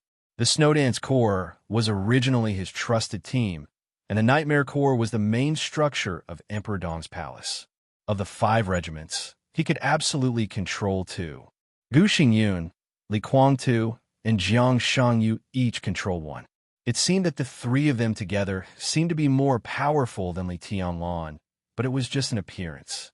Not to mention the size and equipment of the 5 legions, and the comparison of combat effectiveness between Li Tianlan and the 3 of them. After Zhongzhou State made this plan, if Li Tianlan agreed, then the support of the Parliament for him would be completely different. This was Li Huaqing's attitude and sincerity. He could give it to Beijiang, Nanyue, Xie, Dongshan, and Jiangnan, but he wouldn't touch Zhujiang either. If you want the initiative of the special warfare system, I can give it to you. If they wanted to support him, the Parliament would not hesitate. The whole Zhongzhou State had already determined that Li Tianlan would be their real, irreplaceable guardian in the next few decades, so Li Huaqing's attitude was very obvious. I can give you what you want. If you want to be promoted, I will personally push you up. What I want is just a part of the living space for others. Will you give it to me? From the perspective of Emperor Dong's palace and the purgatory of Heaven Capital, Li Huaqing was interfering in the internal affairs of the Li family. From the perspective of the special warfare system of Zhongzhou State, Li Tianlan was also trying to monopolize all the resources of Zhongzhou State. Arrogant, despotic, and domineering. Who was the one going too far? Li Tianlan hung up the phone and lit a cigarette. He got up from his sofa with some irritation and went to the huge and bright French window. Outside the window was the tranquil and beautiful night scene of Emperor Dong's palace. There were no bustling lights. Standing on the 6th floor of the castle, one could see water splashing silently into the air, flat and clean lawns, quietly swaying flowers and grass, clear flowing lake water, quiet wind, and bright stars and moon. Li Tianlan smoked and remained silent. He didn't like this feeling. He really didn't like it. This was a clear and obvious feeling of being bound by something. He had reached the peak, but he had not walked out of the restrictions of the rules. From the second Li Huaqing came to Tiannan, Li Tianlan was very aware of a problem. He was indeed invincible. However, it wasn't as if he couldn't be destroyed. He stood at the pinnacle of this world that contained countless factors, rules, regulations, laws, clear barriers, clear standpoints, the glint of swords, mutual deception, carnage, conspiracies and betrayals, battles and killings. It was a world that was filled with games, negotiations, concessions, compromises, balance, ups and downs. It seemed magnificent, but it was actually a world that was constantly repeating itself.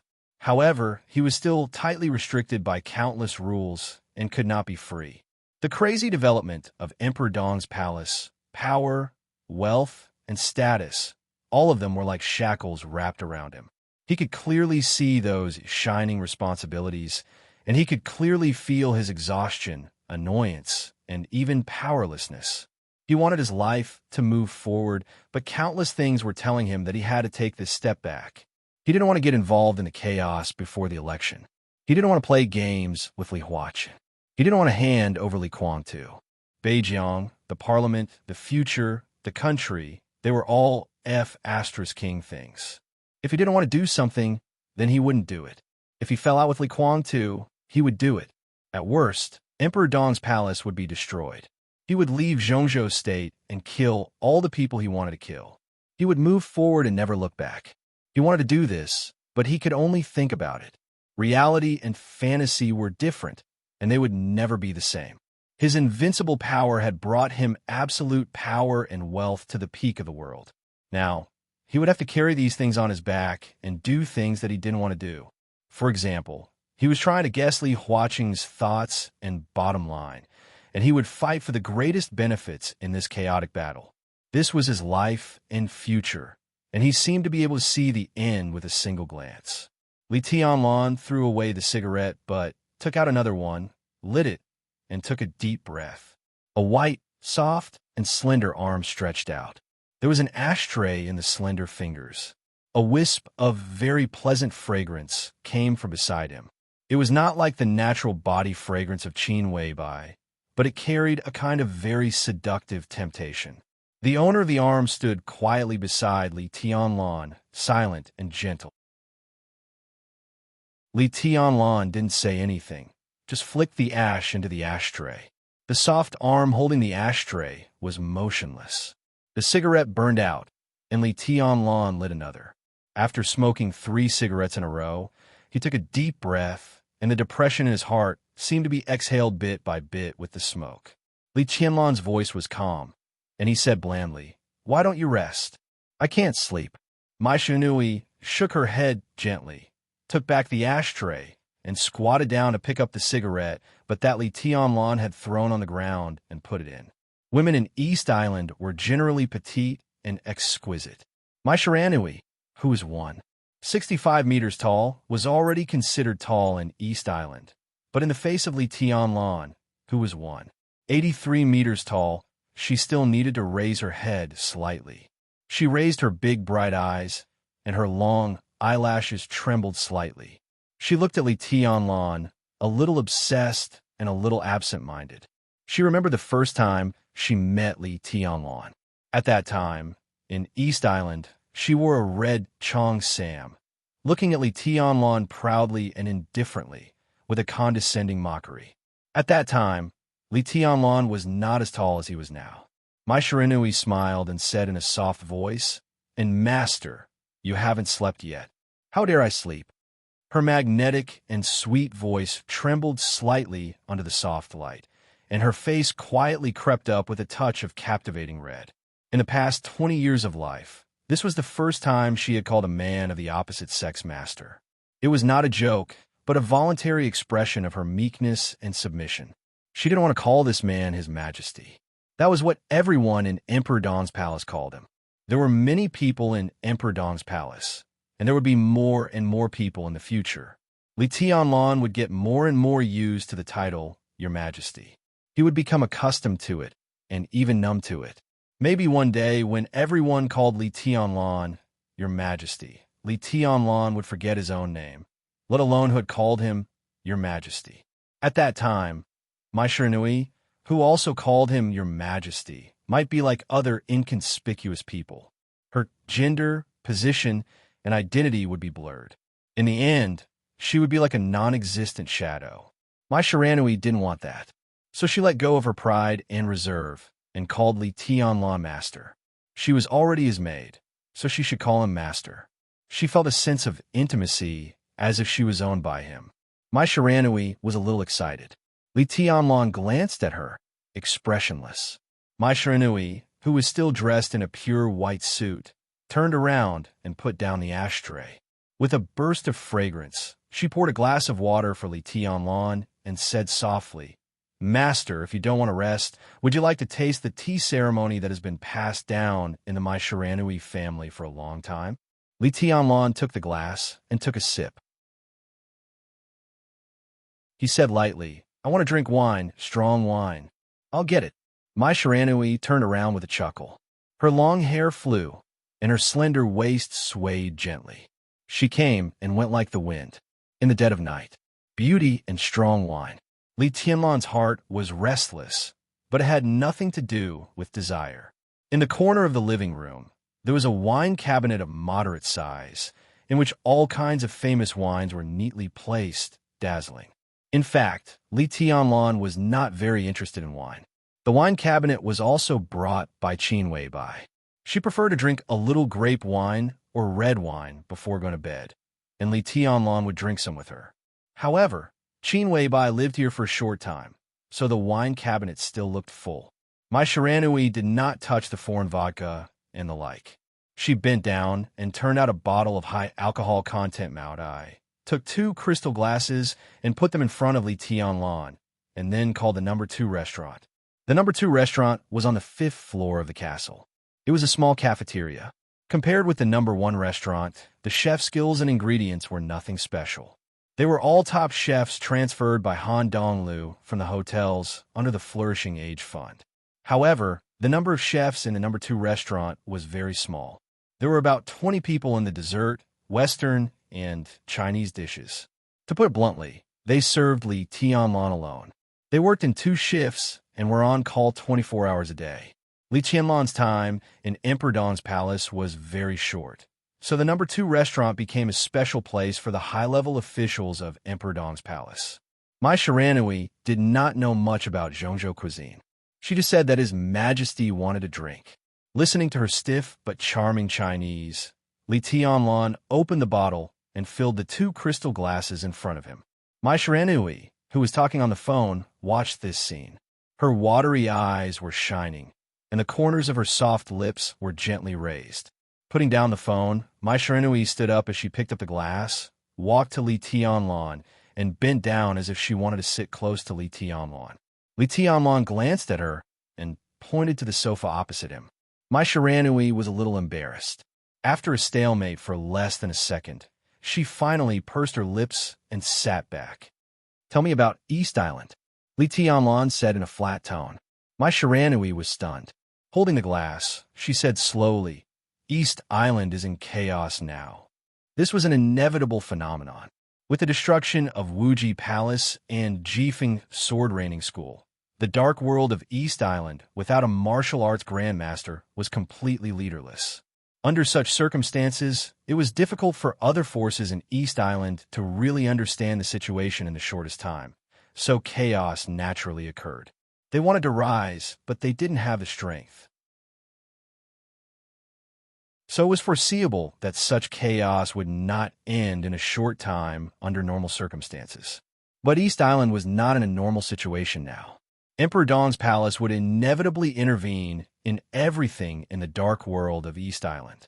The royals who had been in control of all this might object, but their objection was meaningless. Emperor Dong's palace was invincible. When the elites of Nightmare Troop wiped out the remaining forces of East Island, what could the royals use to oppose Li Tianlan? Did they have to send troops to suppress them on a large scale in their own country? Not to mention whether they could do this. Even if they did, Emperor Dong's palace, which was backed by Zhongzhou State, was not something they could suppress at will. If they dared to move, the incident would undoubtedly escalate. Fight with Zhongzhou State. When these words were put together, no other country in the world had such confidence. When its special warfare system was completely destroyed and scattered, and the remaining stragglers didn't have the strength to protect their own territory, the strong intervention of external forces was unavoidable.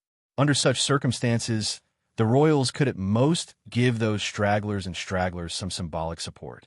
But when the external force that intervened was Emperor Dong's palace, the royals might not even have the courage to give their own people symbolic support. Some of the elites of Nightmare Troop were still in East Island, and they occupied Wangtian Pavilion, the former headquarters of Purgatory, of Heaven Capital in Heaven Capital. There were not many of them, just 200 elites, and only 2 of them were in the Thunder-Shocking realm. This kind of lineup was nothing in the eyes of East Island, and there was more than one force that could completely suppress this lineup. But so far, no one dared to target these 200 elites. This showed their rationality to some extent, but at the same time, none of the forces had come into contact with this group of elites. This also showed how conflicted they were. But all of this was meaningless. Whether they were rational or conflicted, Emperor Dong's palace would march into East Island in an unstoppable manner. Those who obeyed it would prosper, and those who disobeyed it would die. The smartest way for East Island at present was to contact Emperor Dong's palace. It didn't matter if they didn't want to or not. But now that their special warfare system was about to be lost, they could only bow their heads, and to some extent, test the opportunity to cooperate with Emperor Dong's palace. The royals really want you to go to East Island, Master. I think they should have a lot of things to talk to you about, but I guess they don't dare to leave East Island and come here. My Shiranui winked charmingly. If there's a chance, I'll go there. Li Tianlan took a sip of wine and said casually, "How's the strength of Liuhua Regiment now?" Liuhua Regiment, a familiar and confused look flashed in my Shiranui's beautiful big eyes. She had never heard of Liuhua Regiment, but somehow she felt the name was familiar. After a full 10 seconds, she finally realized why this name was so familiar. Her master casually took her from East Island, and the goddess of the special warfare system of East Island became Dong Huang's personal maid. That was it. How could it be? Now, it was just an understatement. Liuhua Palace, the force that used to be as famous as Jifeng Sword Raining School and Wuji Palace, the force that once had a supreme ninja of the invincible realm, the force that even surrendered to the purgatory of Heaven Capital, was still called Liuhua Palace. Between Li Tianlan's words, it had completely disappeared. From now on, there was no Liuhua Palace in East Island. The former ninja Holy Land was now the Liuhua Regiment. The Liuhua Regiment that belonged to Emperor Dong's palace. They were no longer a subsidiary force, but a part of Emperor Dong's palace. My Shiranui looked at Li Tianlan in a daze. The entire Liuhua Palace seemed to have been subdued by Li Tianlan's casual toast and careless words just now. This veteran force in East Island was simply drunk by Li Tianlan. It was more delicious than any dish that went with wine. At this moment, Li Tianlan was so calm, but also so domineering. Li Tianlan glanced at her. My Shiranui suddenly came to her senses. The strange thing was that she didn't feel any resistance in her heart. She was so calm as if she had already accepted this fact. She knew what this fact meant. Even when it became a subsidiary force of the Purgatory of Heaven Capital, Liuhua Palace still had its own light, and the Purgatory of Heaven Capital didn't intervene in the internal affairs of Liuhua Palace. In everyone's eyes, Liuhua Palace was still a local force of East Island, just serving the Purgatory of Heaven Capital.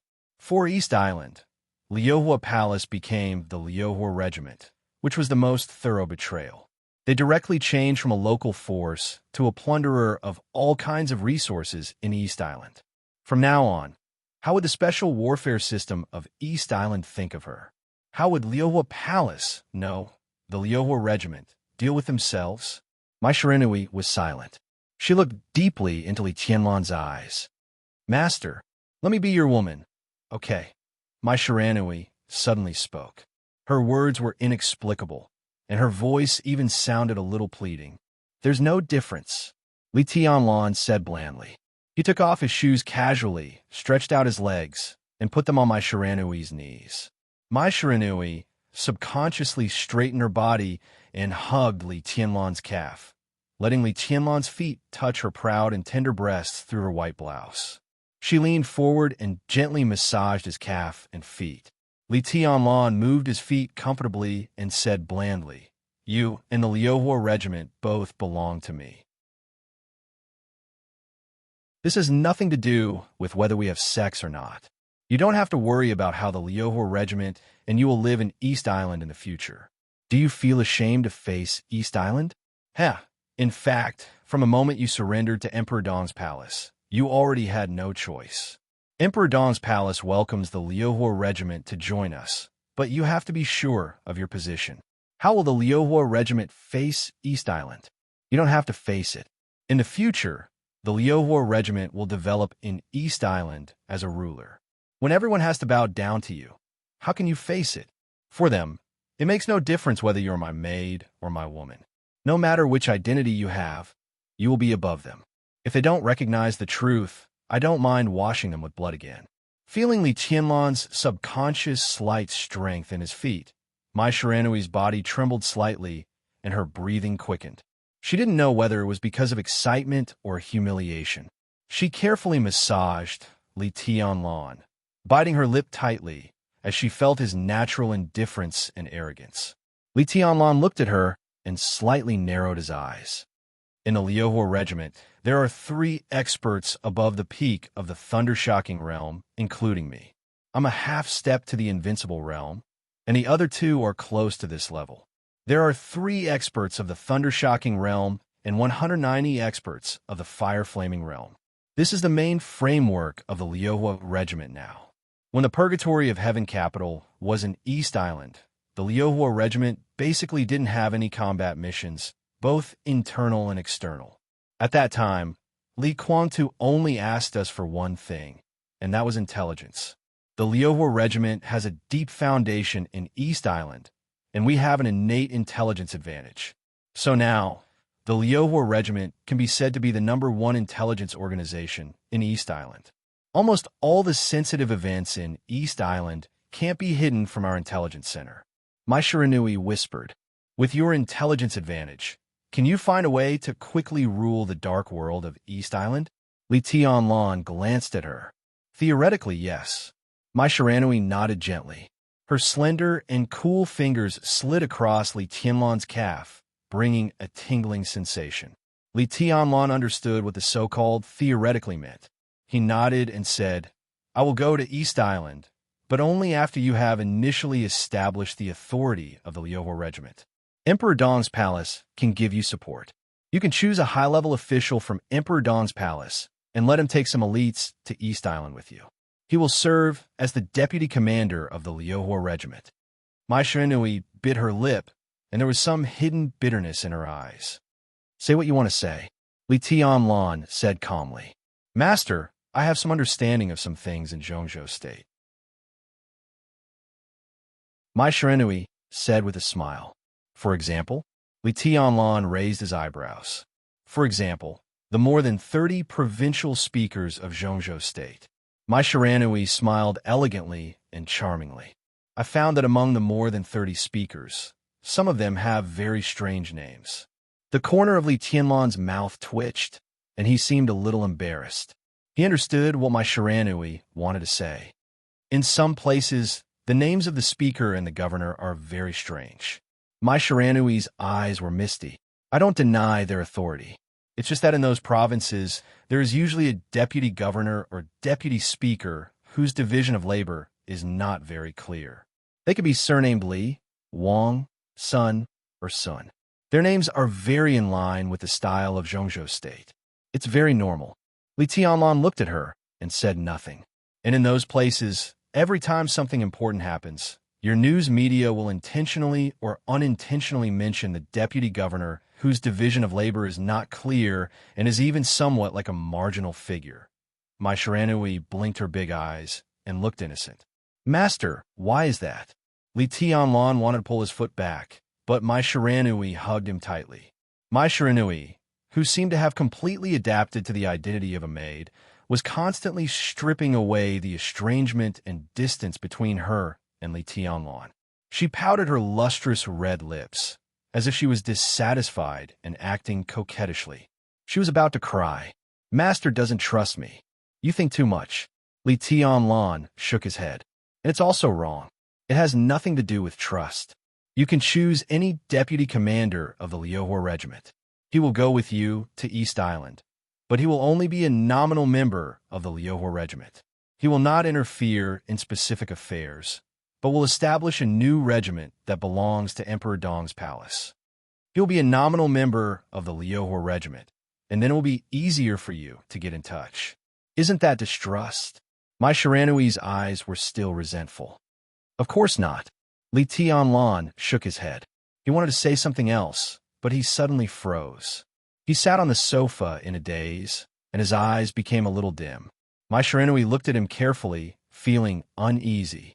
She could act coquettishly.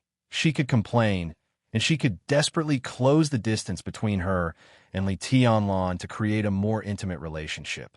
This was the embodiment of her cleverness as a woman. But she knew very well when she should show these things and when she should put them away. Li Tianlan picked up the wine glass again and silently drank up more than half of the wine in one gulp. He let out a long breath and looked up at the soft crystal chandelier on the ceiling. At this moment, Li Tianlan finally realized that he had changed unconsciously, because he thought of Li Huaqing.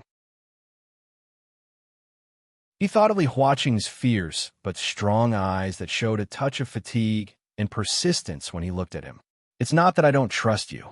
Li Tianlan's voice became a little low. "On the contrary, it's because I'm responsible for you."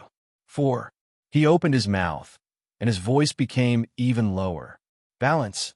As a special province in Zhongzhou State that had truly achieved some kind of freedom, the provincial government compound of Beihai Province could be said to be the most luxurious provincial government compound in the whole Zhongzhou State. It used to be a large park in Shenzhou City. When it was renovated for the second time after its completion, it was approved by a patriarch of the Wang family of Beihai into a provincial government compound. It was surrounded by mountains and rivers, far away from the hustle and bustle. Dozens of huge and luxurious five-story single-family villas were dotted among the green hills and blue waters. The structure had 3 floors above the ground and 2 floors below the ground. It was equipped with elevators, private lawns, private garages, private pools, private gyms, private cinemas, bars, and there was an international golf course inside the park. It could be said to be the real holy land of celebrities in the whole of Beihai. Luxury cars came and went all day and night. It was said that the third phase expansion plan of the provincial government compound had been approved. From the southern part of the provincial government compound, they could even get a small piece of sea area that belonged to the provincial government compound. At that time, a yacht club would be built here to provide entertainment for the speaker and directors. In the past hundreds of years, Beihai had been so ostentatious in various fields. This province was unimaginably comfortable and luxurious compared to other regions of the same level. In the eyes of other regions of Zhongzhou State, it was indeed a real alien and freak. It was no wonder that Chan Fangqing and even many people before him regarded Beihai as a thorn in their side. They saw the ostentatiousness of Beihai that even they envied, but they did not see or were unwilling to admit the calmness behind the ostentatiousness. Beihai maintained a strong autonomy from top to bottom, which made Zhongzhou State extremely uncomfortable. Most of the laws of Zhongzhou State applied here, but there were also some laws and rules made by Beihai itself. There was only one dominator in Beihai, and that was Mount Dibbing. Hundreds of years of iron-like facts had proved one thing countless times. If Mount Dibbing was stable, the whole of Beihai would be stable.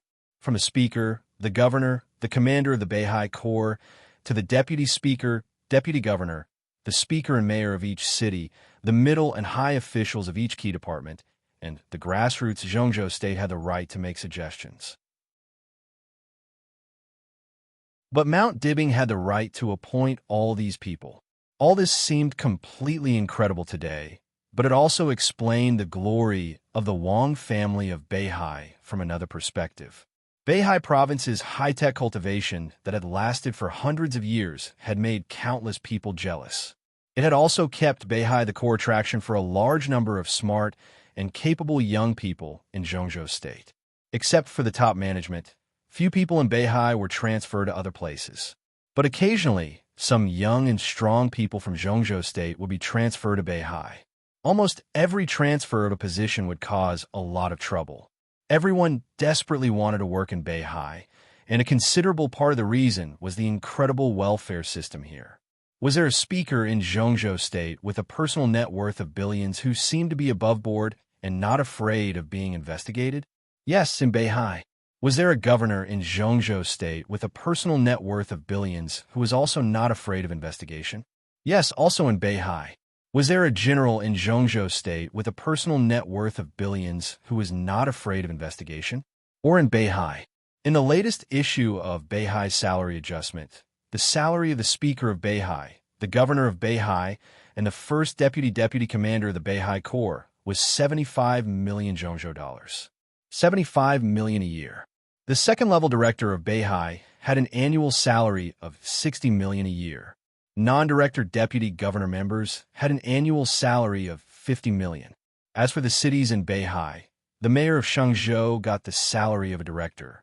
The first and second leaders of other cities in key departments at the provincial level generally had an annual salary of about 30 million. The deputy positions were between 10 million and 15 million. Further down, the city departments, bureaus, offices, departments, and staff had a clear salary at each level. 3 years ago, according to the real statistics of Beihai province, an ordinary staff member in Beihai earned 680,000 Zhongzhou dollars a year. 400,000 was the annual salary, and 280,000 was the unit bonus. Mount Dibing paid tens of billions of salary for the administrative system of Beihai every year. This was just a salary, not some investment or starting some project. It was just a simple salary. In the completely unbelievable and even absurd salary, Beihai province was also creating more incredible benefits for Mount Dibing almost crazily. The administrative system of Beihai was the most streamlined in the whole Zhongzhou state. In some cities in Zhongzhou state, there were more than a dozen deputy chiefs at any time. However, the structure of only 5 deputy chiefs in each city of Beihai was unique. Everyone had a clear division of labor and clear responsibilities. Therefore, their organization was the most streamlined but the most efficient. Sitting in their positions, whether it was a leader or a staff member, everyone was doing their best to be responsible for their own work seriously. They even wanted to broaden their work scope and get the greatest work results. The director of industry spent most of his time doing research. The director of investment promotion took his subordinates and ran around like a group of salesmen all day long. It was an indescribable atmosphere of desperation and seriousness. Fanatical, excited, and happy. Everyone was working hard to do their own things and wholeheartedly to make everyone in Beihai live a better life. The year-end audit of Beihai was completely in the charge of the core personnel of Mount Dibing. There was no falsehood at all. It was specific to each city and department. If one did a good job, in addition to the annual salary, there would be a considerable part of the absolutely generous bonus. If one did a bad job, the salary would be downgraded. 2 consecutive salary downgrades, and the appointment would be canceled. Sharp, accurate, and clear. Along with the super high salary, there was cruel and almost brutal punishment in the administration of officials. This was a sharp sword hanging over the heads of everyone in Beihai. If the amount received was more than 100,000 yuan, life imprisonment, no commutation for life. If the amount received was more than 500,000 yuan, the death penalty would be carried out immediately. If the amount received was more than 1 million yuan, home, death, punishment. This could definitely be regarded as the most thorough regulation that Beihai had ever implemented. The degree of its implementation was as firm as the wages that Beihai had never been in arrears for hundreds of years. There was no room for maneuver. No matter what the relationship was in Zhongzhou State, no matter whether the recipient's family was in Beihai, Zhongzhou State, Star State, or any corner of the world, as long as the amount received was more than this limit, death was everywhere. When the first heavenly son of Beihai personally made this law on the stage of formidable person, he said, "This is the overall situation of Beihai." When the incredibly high salary was compared with the huge and unbearable cost of making mistakes, no matter how greedy a person was, he could completely calm down and feel the shock. In the hundreds of years in Beihai, there were very few recipients. In the hundreds of years, there were less than 20. 20 people, without exception, received more than the limit. Therefore, no one in the 20 families could escape the judgment of the Wang family of Beihai. The huge temptation and absolute pressure had created the current Beihai. There were basically no so-called complaints in all the administrative departments, and all kinds of problems encountered by the people would be solved immediately. Beihai had lost some of the darkness, so the gray living space had also been completely erased. Not to mention society, even the hoodlums in schools could not be seen anymore. Everyone knew that some things had no future. There was no absolute fairness in the world, but Mount Dibbing created a Beihai province for everyone. As long as they worked hard, they could certainly change their lives and destinies. Whether it was fair or not, at least it was worth the sincere expectation of every person in Beihai. They lived and worked in peace and contentment, singing and dancing to promote peace and prosperity. They might also encounter competition in the workplace, be surpassed by people who were better than them, encounter all kinds of difficulties, all kinds of problems, and all kinds of things that they could not tell others. They would still stagger or sing all the way in a hurried and busy life. But in this land, there was no procrastination of the administrative department, no hidden daggers in the smiles of gray people, and no unjust treatment of the big fish eating the small shrimps. Even some of the distorted ideas in Zhongzhou State were not many here. People in Beihai always believed in one thing. If your life did not change, it was not the problem of society, but your choice was wrong. How simple was this sentence? But this was Beihai. There was no outside storm, no desperate gray, no special features that could destroy the will. Outside Beihai, there was another world. But in fact, these so-called no, and even more things, those things from all corners and fields intended to reach deep into Beihai for some purpose. Did all of this really not exist? That was impossible. Darkness and gray had always existed, but they could not enter Beihai. All of this turned into overwhelming pressure and fear that seemed to be able to destroy everything. It fell on Mount Dibbing and on every patriarch of the Wang family of Beihai for hundreds of years. Generation after generation, they silently carried all of this, the storm, and the stormy waves, and never took a step back. In front of a #1 building in the courtyard of Beihai provincial government, when Wen Xiyun met Wang Shengxiao, the gorgeous morning sun was rising from the sea level in the east. The warm light penetrated the darkness and pierced the dark clouds in the sky. The light fell from the sky and pierced Wen Xiyun's eyes. In his sight, Wang Shengxiao was walking over step by step. The sword energy was dense, and the space was twisted. The sunlight falling on him seemed to form a halo around him. The sun lit up the sky and fell on the clear lake in the courtyard of the provincial government. The waves were sparkling. Wang Shengxiao seemed to be walking in the light waves of the sky and water. His figure was majestic. Wen Xiyun stood up from the stone table in front of the door. Wang Shengxiao's figure walked into a verdant courtyard. "Shengxiao, you're getting more and more stable." Wen Xiyun smiled gently, and his voice was gentle and deep. This speaker of Beihai, who had now gained the full support of the Wang family of Beihai and most of the support of the Southeast group, was not tall. He wore glasses and looked elegant. Even if he dressed casually in his own home, he stood there with an indescribable grace, confidence, and gentleness. At first glance, people would have a good impression of him and a sense of trust. "Uncle Wen, I'm sorry to disturb you." Wang Shengxiao shook hands with Wen Xiyun and joked. "Other people outside make me busy every day. Now you come to my home and make me busy every day. You're not kind." Wen Xiyun chuckled and waved his hand. "Let's go inside." "Forget it. Let's sit outside." Wang Shengxiao shook his head. He knew Wen Xiyun's habits. This man started in Yuzhou, walked out of the Ministry of Supervision, entered the cabinet, went to Huiding, and finally came to Beihai from Wuyue. He served as the deputy speaker of Shenzhou, the mayor, the speaker, and also the deputy speaker of Beihai. From the governor's position to the leader of the Southeast group, he liked to sit outside the yard in the morning. His biological clock was very regular. He usually got up at 5:30 a.m. For 2 hours after getting up, he never dealt with official business. Instead, he sat in the yard in front of the door in a daze, listened to music, and completely let himself go, regardless of the weather. He started eating breakfast at 7:30 a.m., got ready to go to work at 8 o'clock a.m., came back at 6 o'clock p.m., ate, watched the news, and chatted with his family. If there were no accidents, He would go to bed on time at 10 o'clock p.m. The whole of Beihai developed quietly in this routine day after day. It was stable and magnificent.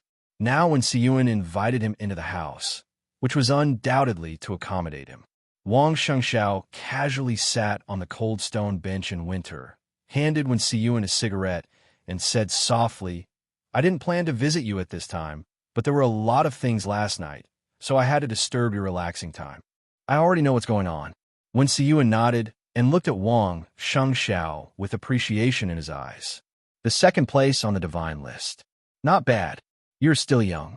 In another 10 years, it is hard to say who will be the first. Tianzong was not as good as you when he was young. At that time, Li Kuangtu showed off his ability, just like Li Tianlan now. He suppressed Tianzong. But what happened later? It was Tianzong who topped the divine list and even entered the heavenly sun realm. The future is so long. Who can say for sure?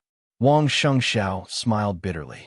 Looking at the rising sun, he laughed at himself and said, the second place on the divine list, could be said to be the real shadow of my father. Without Wang Tianzong's supreme sword energy, Wang Shengxiao now had the strength of the half-step invincible realm, and there was still a long way to go before he reached the invincible realm. The second place on the divine list? He couldn't even get to the bottom of the divine list. Still the same sentence. Wen Siyuan's voice was calm. The future is so long. Who can say for sure? Wang Shengxiao nodded and said, "This is not the most important thing. I didn't come here to seek comfort because I lost my life in Mount Dibbing." Wen Siyuan's eyes flashed. The new ranking of the divine list had become an established fact and could not be changed. In fact, Beihai had known this result for a long time. The glorious list that shone in the dark world now was signed by Wang Shengxiao, who represented the recognition of the Wang family of Beihai. Wen Siyuan said that he already knew what happened last night. Obviously, although the fact that the new ranking of the divine list could not be changed was shocking, it was not enough for people who knew Wen Siyuan to break his routine. Compared with the dark world that was still sensational, the whole Zhongzhou state had been completely attracted by the fact that Li Huaqing suddenly came to Emperor Dong's palace. "What do you want to do?" Wen Siyuan looked at Wang Shengxiao and asked with a chuckle. "Before we do anything, we have to know what Li Huaqing means." Wang Shengxiao took a drag on his cigarette and frowned slightly. It should not be difficult to guess what he means. Wen Siyuan shook his head. This was the most sober and calmest time of the day, so what he said seemed to have an unquestionable power. Li Huaqing can't let Li Tianlan leave Zhongzhou state. He went to Xianyuan city, which is a guarantee. As long as he is still in Emperor Dong's palace, no matter how fierce the fight outside is, Li Tianlan will not really turn against him. It doesn't matter if it is a fight, a tit-for-tat, or even a life-and-death fight. For Li Tianlan, no matter whether he dares to do it or not, it is a fact. Li Huaqing in Emperor Dong's palace is equivalent to putting his life in Li Tianlan's hands. This sense of security will not even let Li Tianlan have the idea of turning against him completely. Now the idea of both sides is very simple. They each have a trump card and there is room for negotiation, but no one is convinced by the other. Li Huaqing wants to control Li Tianlan and let Emperor Dong's palace better serve Zhongzhou state. Li Tianlan is dissatisfied with Li Huaqing because of the Li family. Li Kuangtu? This is actually just a cover. Of course, this cover is indispensable. But the core problem is still Li Huaqing and Li Tianlan. They can negotiate, but they don't want to. Both sides are afraid of making a bad start and giving in without a bottom line in the future. So they can only fight. Today I will take you down. Next year you will take me down. Fight. When you're tired of fighting, sit down and talk. Anyway, Li Huaqing is in Emperor Dong's palace, so it is very convenient for both sides to communicate. They can talk at any time.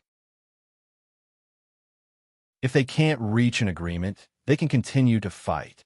Both sides are now showing off their strength, so that they can put forward better conditions in the final negotiation. Now the whole world knows Li Tianlan's trump card, so it is too easy to guess. Both Emperor Dong's palace and Li Tianlan have the right to negotiate, so his trump card is a life-and-death struggle. Once he leaves Zhongzhou state, All the people who have offended him in Zhongzhou State have to be cautious like frightened birds, guarding against his possible assassination and beheading at any time. This is Li Tianlan's personal power. Under the counterattack of Zhongzhou State, Emperor Dong's palace is destroyed. Apart from other things, the flourishing age fund alone is enough to cause a shock to the global financial order. The financial storm is very likely to evolve into a worldwide financial crisis. Many domestic fields will also be shaken at the same time, causing a huge social impact and immeasurable losses. At that time, if that really happens, the huge impact is estimated to be enough to make any prime minister step down directly. And the destruction of Emperor Dong's palace also means that Zhongzhou State will lose the elite forces of Emperor Dong's palace, Sai City, half of Mount Shu, and even half of Jade Pool. Dongqing Wudi of the Giant Group won't let it go. The consequences will be even more unbearable. Li Huacheng, who caused all this, will be the one who caused all this. Li Huacheng, who caused all this, even the entire academics, can't bear the consequences. Li Tianlan has now grown to the extent that he is able to drag Zhongzhou State into trouble. If not, why does Li Huacheng have to be so careful? But if he wants to do this, the price is not what Li Tianlan can bear. When all this happens, Emperor Dong's palace must have been destroyed. The whole Zhongzhou State regards him as a mortal enemy. So what if Li Tianlan is invincible in the world? When Zhongzhou State wants to kill a person with all its strength, even if it is not his opponent, there are still a lot of other ways. In that case, Zhongzhou State will be very uncomfortable, and so will Li Tianlan. When Siyuan's voice paused, and then he continued, so it is unlikely that Li Tianlan will use this trump card. But anyway, this card is in his hands. Since he appeared in the sight of Zhongzhou State, the outside world has been comparing you with Li Tianlan and Gu Hanzhan. Now Gu Hanzhan has long been eliminated, and Jiang Shangyu has joined. Among the three of you, Li Tianlan's talent and strength are beyond doubt, but he is too radical. In terms of strength, you and Jiang Shangyu are not as good as Li Tianlan, but in terms of calmness, Li Tianlan and Jiang Shangyu are not as good as you. In terms of forbearance, you and Li Tianlan are not as good as Jiang Shangyu.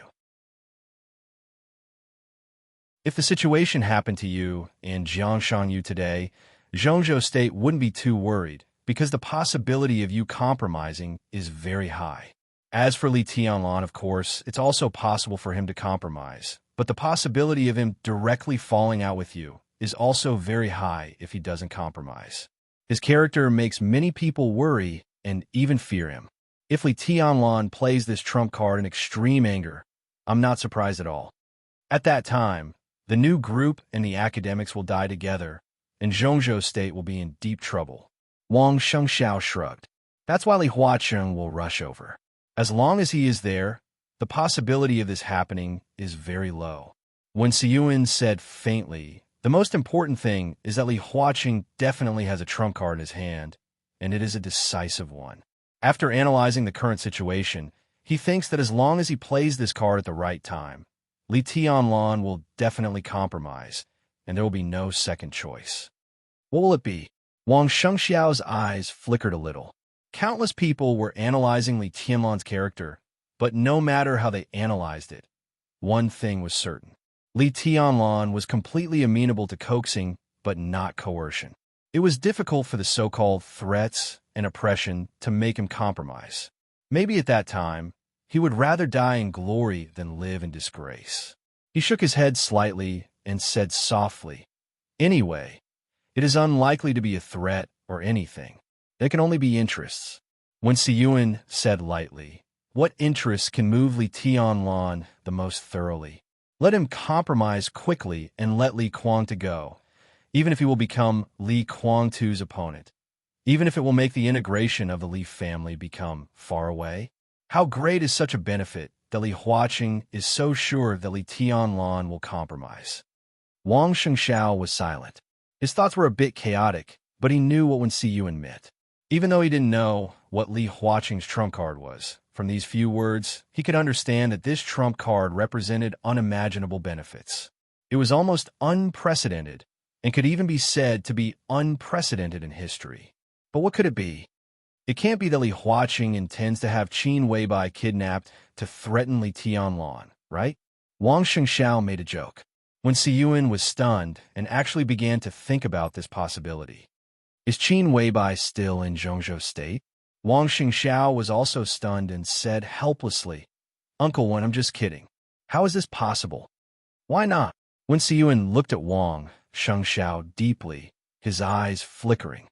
If he does this, he will completely become a sworn enemy of Li Tianlan. Even if Li Tianlan will compromise, will Li Huaqing really dare to let Qin Weibai go back in the situation of a dead end? He can only bite the bullet and control her.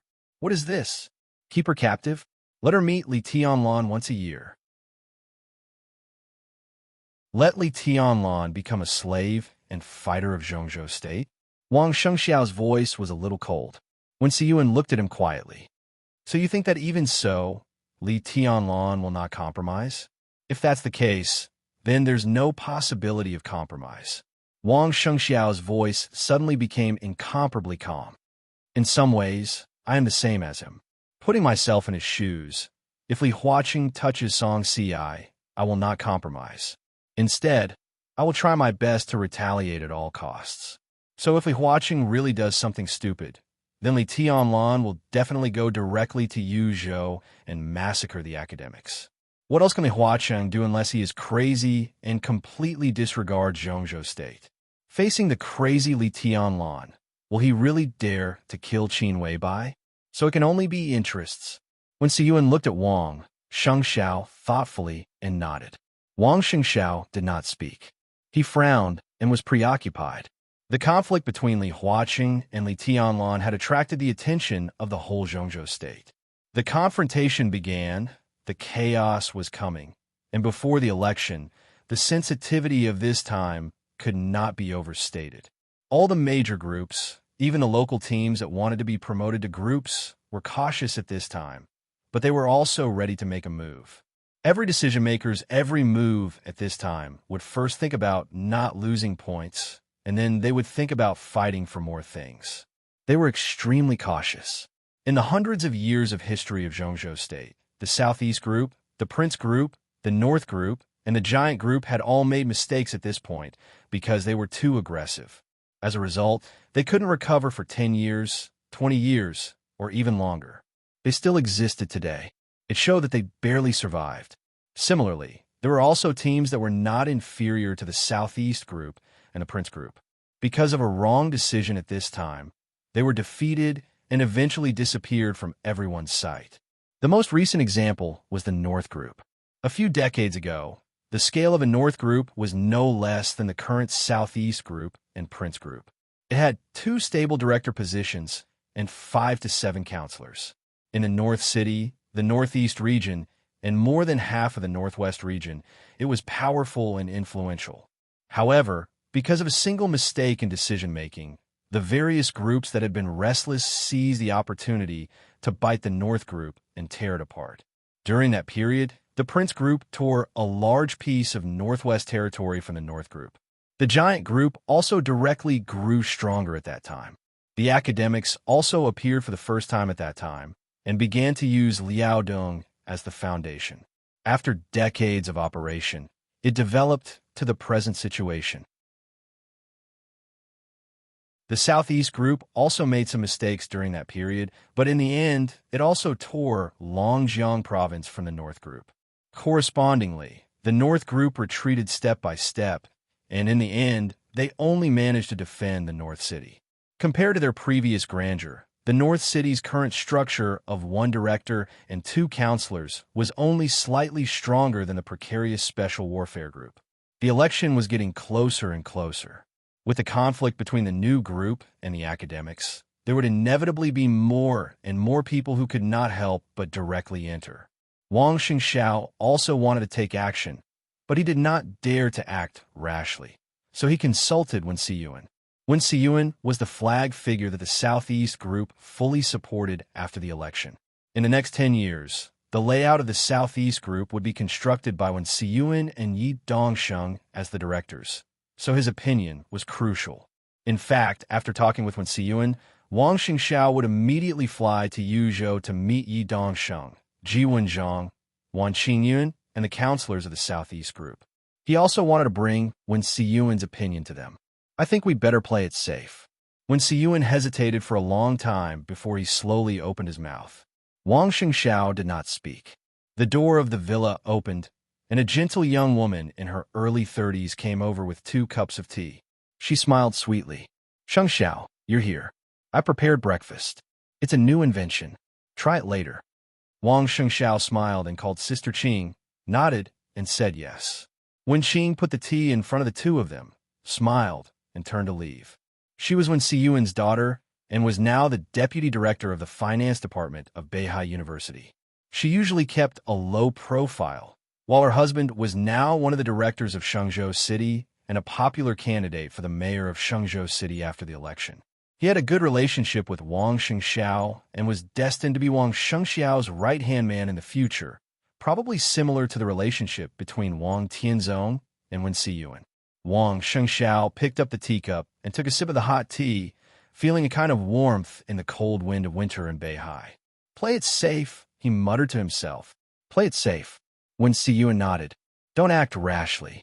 I personally think that as the conflict between the academics and the new group intensifies, some of Li Huaqing's intentions will gradually be exposed. The current situation is a little dangerous. No one knows what kind of trump card Li Huaqing is hiding. We don't need to worry before we get the clues." Wen Siyuan lifted the lid of the teacup and tapped the rim with the lid. In the clear sound of the collision, he continued to say, "Of course, playing it safe doesn't mean that we don't move. Soon, there should be a clear signal between the academy and the new group. When everyone's attention is attracted, we should find a suitable opportunity to do something of our own." Wang Xingxiao's pupils suddenly contracted, and light gathered. Wen Siyuan looked into his eyes, moved the corner of his mouth, and said faintly, "What do you think about Wu Yue's problem?" Wang Xingxiao lowered his eyelids and said nothing. Wu Yue, Wang Qinglei. This had already become a problem that the Southeast Group and the Wang family of Beihai had to pay attention to. Wang Qinglei had become more and more active in Zhongzhou State in the past 2 years. Whether he attended various activities or made discoveries on various occasions, everyone could clearly feel that he had drifted away from the Southeast Group and was heading in the opposite direction. Instead, he was getting closer to the Prince Group. Wang Qinglei was a senior counselor. With his qualifications, if he didn't betray, the Southeast Group was ready to push him and Wen Siyuan to be directors of Zhongzhou State. 5 years later, Wang Qinglei was also a suitable candidate to compete for the position of president in the eyes of the Southeast Group. Perhaps it was the long-term oppression under the shadow of Wang Tianzong, where he felt that it was unlikely for him to sit in that position in the Southeast Group, or he could no longer control his ambition. In the days when he was fully fledged, his remarks made his position more and more subtle. In the end, when Wang Tianzong completely fell, he betrayed the Wang family of Beihai. What made the Southeast Group more sleepless at night was that Wang Qinglei was now the chairman of Wu Yue. Wang Qinglei was very influential in the Southeast Group, but after all, this was a blatant betrayal. Not everyone agreed with him, and not everyone wanted to change. In this election, it was impossible for the Southeast Group to support Wang Qinglei. On the contrary, the Prince Group, which was getting closer to him, would support Wang Qinglei to become a director. However, this kind of support was also reserved.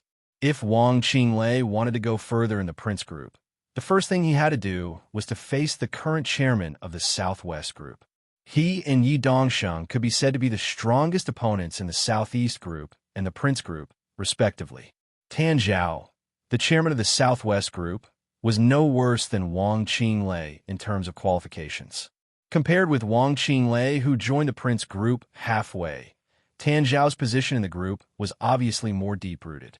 His existence affected many circles inside the Southwest Group, big and small.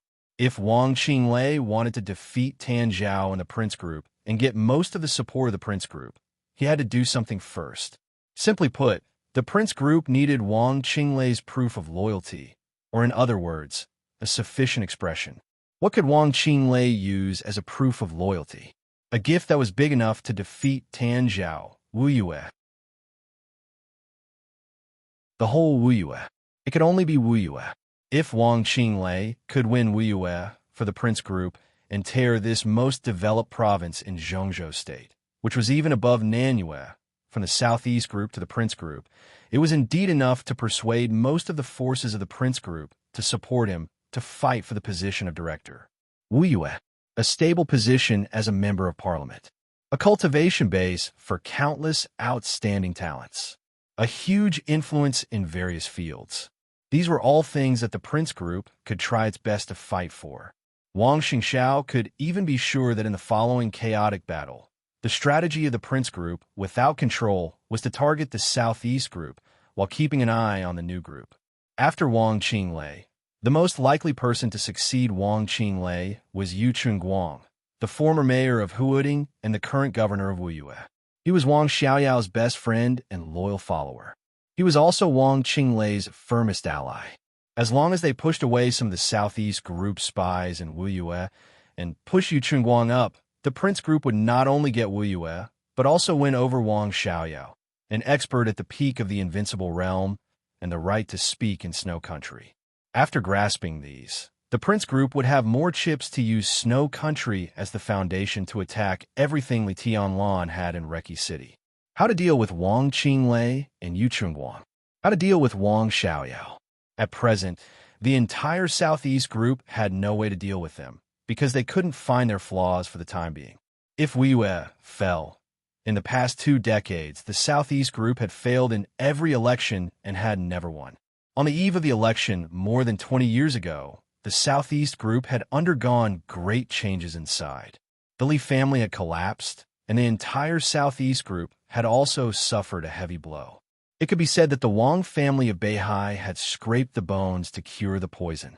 But failure was failure, and loss was loss. More than 10 years ago, Huading had fallen, and the entire Southeast Group had retreated in defeat. It had finally stabilized its position. But guarding Huading, Wuyue, and Beihai, the grand occasion of being the first group in Zhongzhou State had disappeared. And now, was it going to lose Wuyue again? If so, although the only remaining Beihai was not alone, the influence of the Southeast Group in Zhongzhou State would undoubtedly further shrink and reduce. Wang Shengxiao's eyes were a little hollow. After a long while, he nodded and whispered, "I know what to do."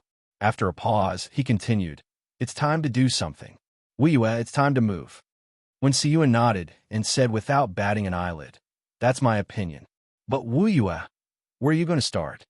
"Eastern Station District," Wang Shengxiao said calmly. "Brother Jiang has rested for more than 2 years, and now he is on the divine list." Without Wang Qinglei and second uncle's gossip, it's time to let him out. Di Jiang.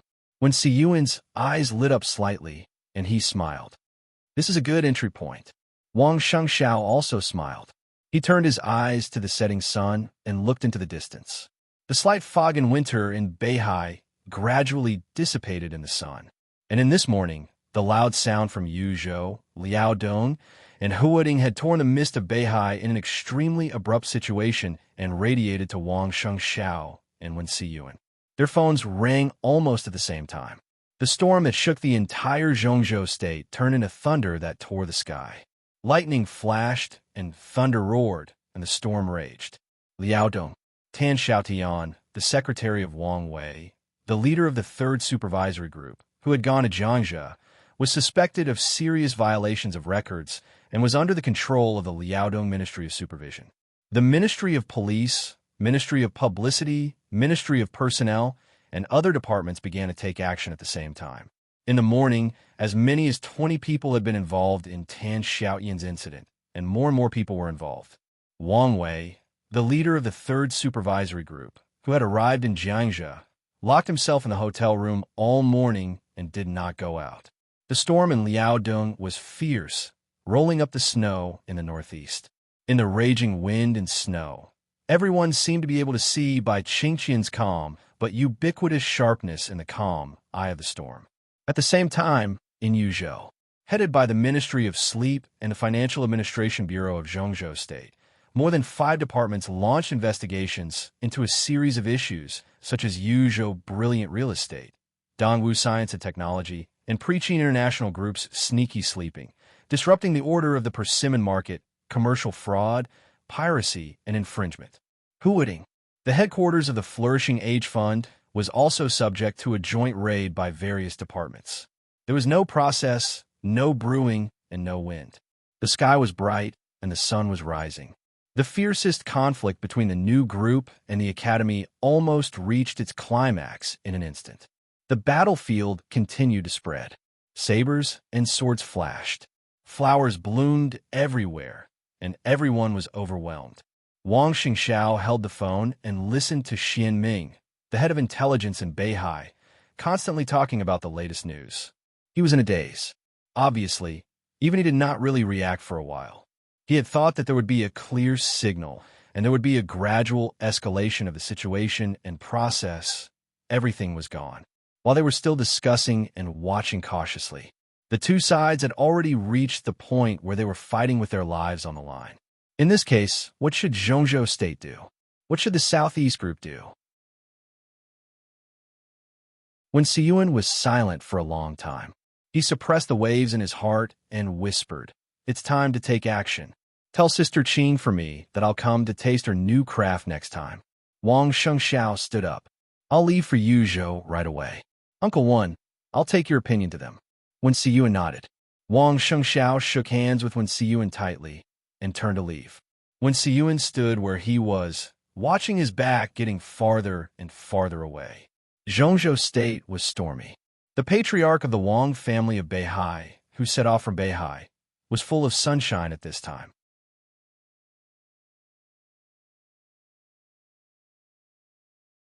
Chapter 12:19. There was another snowfall in Yuzhou.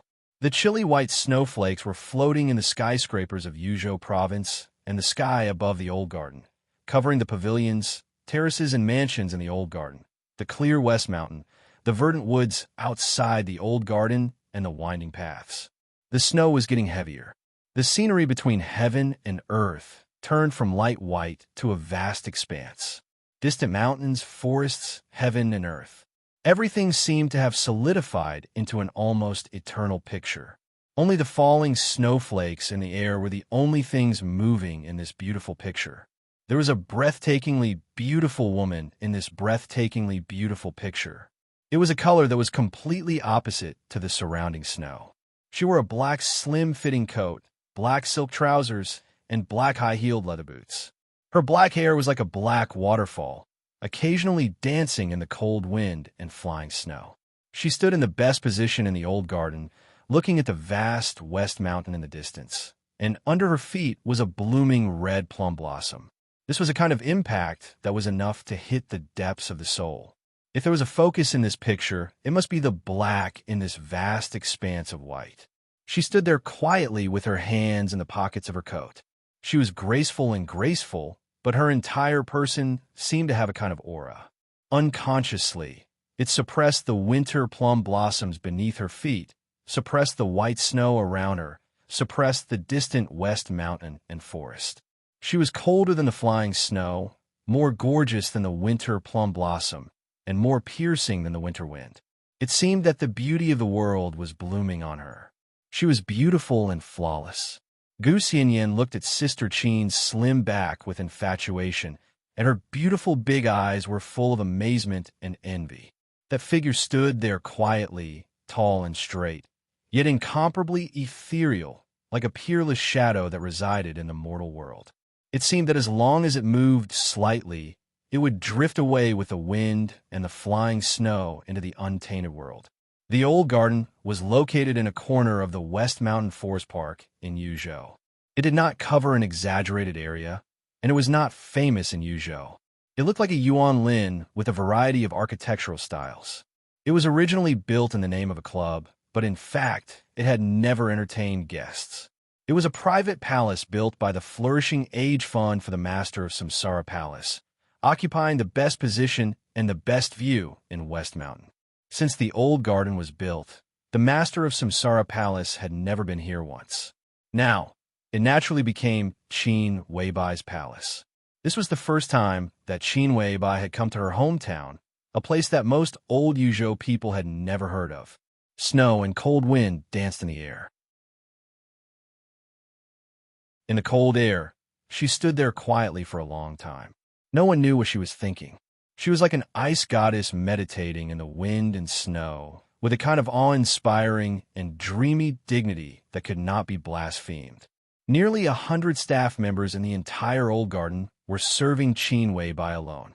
No one came to the old garden on weekdays, but the daily operation did not stop. Nearly 100 staff members were the professionally trained elites that Han Donglu transferred from his own club. Today, they saw the owner of the old garden for the first time. They were shocked and inevitably whispered. Of course, they did not dare to have any malice, but they could not avoid the curiosity in their hearts. It's the first time that I've seen a woman like Madam. Is she the owner here? Who do you think she is? In the open hall, professional waiters put the dishes on the table one by one. Some took the wine, and some put the tableware. Their movements were light. In the corner, several waiters gathered together and looked at Qin Weibai, standing outside the hall from a distance. They whispered. They were all very young and beautiful. One of them had just graduated from college this year. In that well-known university, she also had the reputation of the department belle. However, the appearance of Qin Weibai had completely subverted their understanding of beauty. The so-called beauty turned out to be not the kind of limit that beautiful appearance, clothes, and cosmetics matched with the limit. The real beauty had no limit. It was the kind of unimaginable but real perfection. It was the kind of holy and untouchable that was close but far away. Who knows? Another waiter shook his head and whispered. She asked us to call her Madam. This should be her husband's place, right? I've worked here for almost 2 years, and I haven't seen the owner yet. Such a woman should be owned by another man. As a woman, I feel a little heartbroken when I think about it. She has such a strong aura. Even if she is the president of a super multinational company or the speaker of a certain place, I will believe it. The speaker is unlikely. She is too young. But maybe she is the daughter-in-law of a member of parliament or a director. Such a woman, her life is not something we can imagine. Is that little girl Madam's daughter? When she grows up, she won't be much worse than her mother. Maybe Madam is waiting for her husband? Daughter? Are you kidding me? Madam is obviously very young. How can she have such an old daughter? Is it a sister? Young. I'm not sure about her age. Maybe 20, maybe 30. But her skin is so good, just like a little girl who has been carefully cared for. Madam just looked at me, and my scalp is still numb now. Little girl, you are so funny. The discussion continued in a trance and envy. It seemed that they all believed that Madam was waiting for her husband. In the hall, exquisite dishes were served one by one, looking and smelling good. The deep and melodious bell rang in the old garden, echoing in the snowy world. Qin Weibai raised her wrist and looked at her watch. Almost at the same time, she lowered her head. A figure being led over outside the moon gate beside her also stopped. It was a woman who appeared outside the moon gate. Compared to Qin Weibai, who was 175 meters tall and was wearing high-heeled leather boots, she was very petite. She was wearing a dark windbreaker, a beige scarf, a black skirt, and a pair of Martin shoes. It was a simple combination, but when she put it on, there was a sense that these clothes should belong to her, and only her. There was a sense of harmony in them, as if they were made by nature. Her carefully groomed chestnut curls were scattered lazily. This was also a woman who was so beautiful that it was hard to tell her specific age.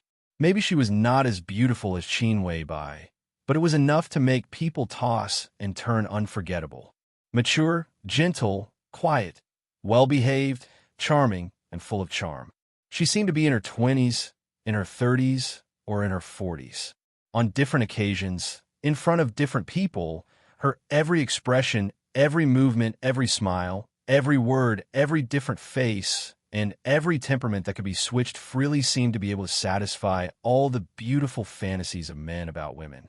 She might not have the strength to fight tit for tat with countless superiors in various fields without falling into a disadvantageous position. She did not have the temperament to be unmoved by the wind and rain. She did not have the treacherous and unpredictable tactics that were impossible to guard against. But when such a woman stood in front of him, she still gave people the feeling that she was unfathomable. She was a woman, but she was also like countless women. Charming, lazy and naive, noble and elegant, delicate and pitiful. There seemed to be countless faces under her beautiful face. She and Qin Weibai could be said to be the kind of people who made different choices.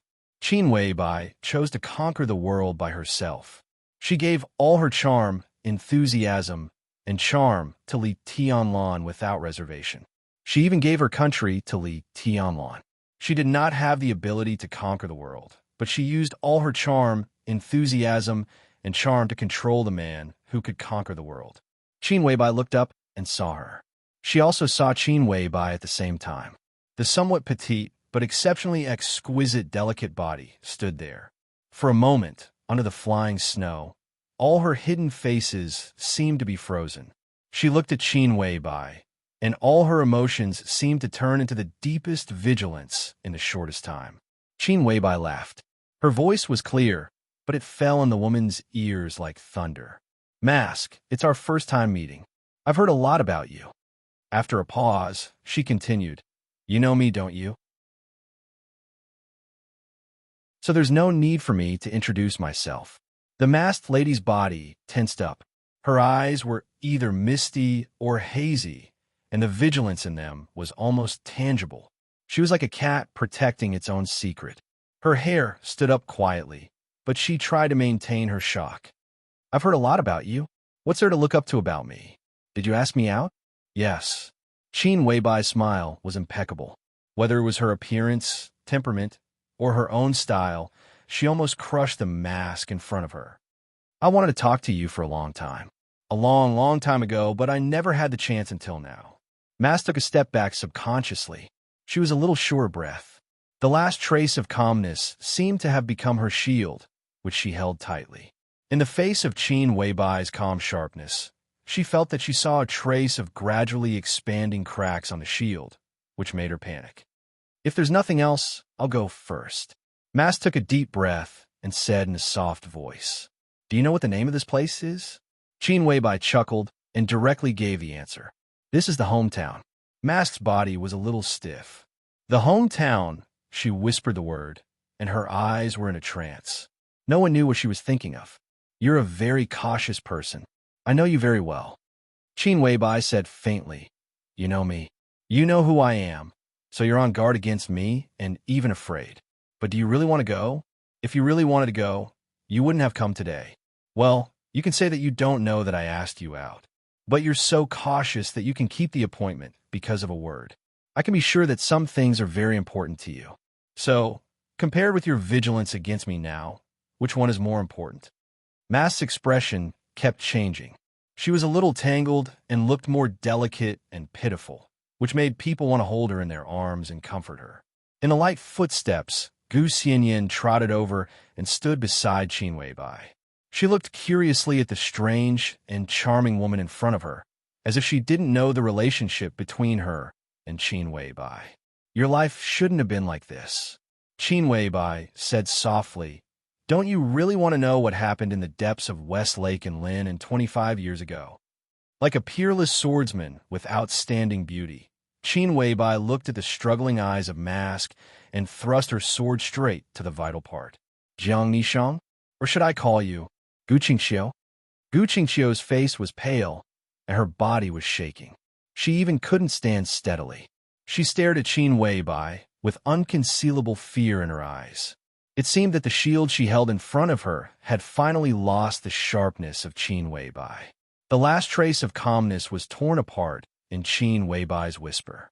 Her defense line was shaky and about to collapse. "How do you know?" She tried to open her mouth, but her voice, which was originally very beautiful, became a little hoarse. Gu Xianyan narrowed her eyes and looked seriously at the strange woman in front of her. Although she was very young, No one really treated her as a child, whether she was with Qin Weibai or in Kunlun City. She was cultivated regardless of her age. Gu Xingyun regarded her as a chain that might be able to tie Li Tianlan or other super heavyweights in the future. And Qin Weibai felt that she needed to cultivate a successor. Therefore, the sensitive situation of outsiders looking at flowers in the fog was never a secret to Gu Xinyan. It was never a secret to her. As long as she wanted to know, she could know the basic sequence of events. The flames of war had spread all over Zhongzhou State. Late at night 7 days ago, Li Huaqing personally flew to Emperor Dong's palace and had not returned to Zhongzhou State yet.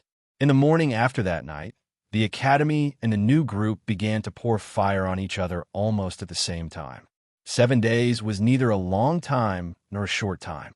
When the resources of both sides were fully mobilized, everyone could smell the fierce smoke of gunpowder after the war.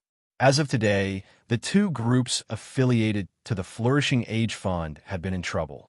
One of them might face a huge fine of more than 1 billion Zhongzhou dollars, and the other was likely to be completely closed down. Many departments were completely firing at the Flourishing Age Fund.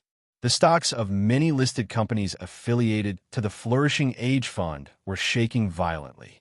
The groups that had dealings with the Flourishing Age Fund in many fields were a little uneasy. This brief introduction affected the entire stock market of Zhongzhou State. The Flourishing Age Fund was so big that almost no one knew its specific scale except for Han Donglu. This neutral, wealthy family, which seemed to be a financial giant entrenched in Huuding on the surface, had quietly extended its tentacles to all aspects in the past. Energy, aerospace, minerals, real estate, internet, construction, hotels, film and television media, medicine and health, electricity, communications, automobile manufacturing, insurance, fashion, daily necessities, retail. The shadow of the Flourishing Age Fund could be seen everywhere in dozens of fields. In more fields, the Flourishing Age Fund seemed not to be directly involved, but it held a large number of shares of other groups. Such a situation of great momentum was destined to have withered branches, and there were all kinds of birds in the woods. It was inevitable that some black sheep would appear, which was something that even Han Donglu could not control.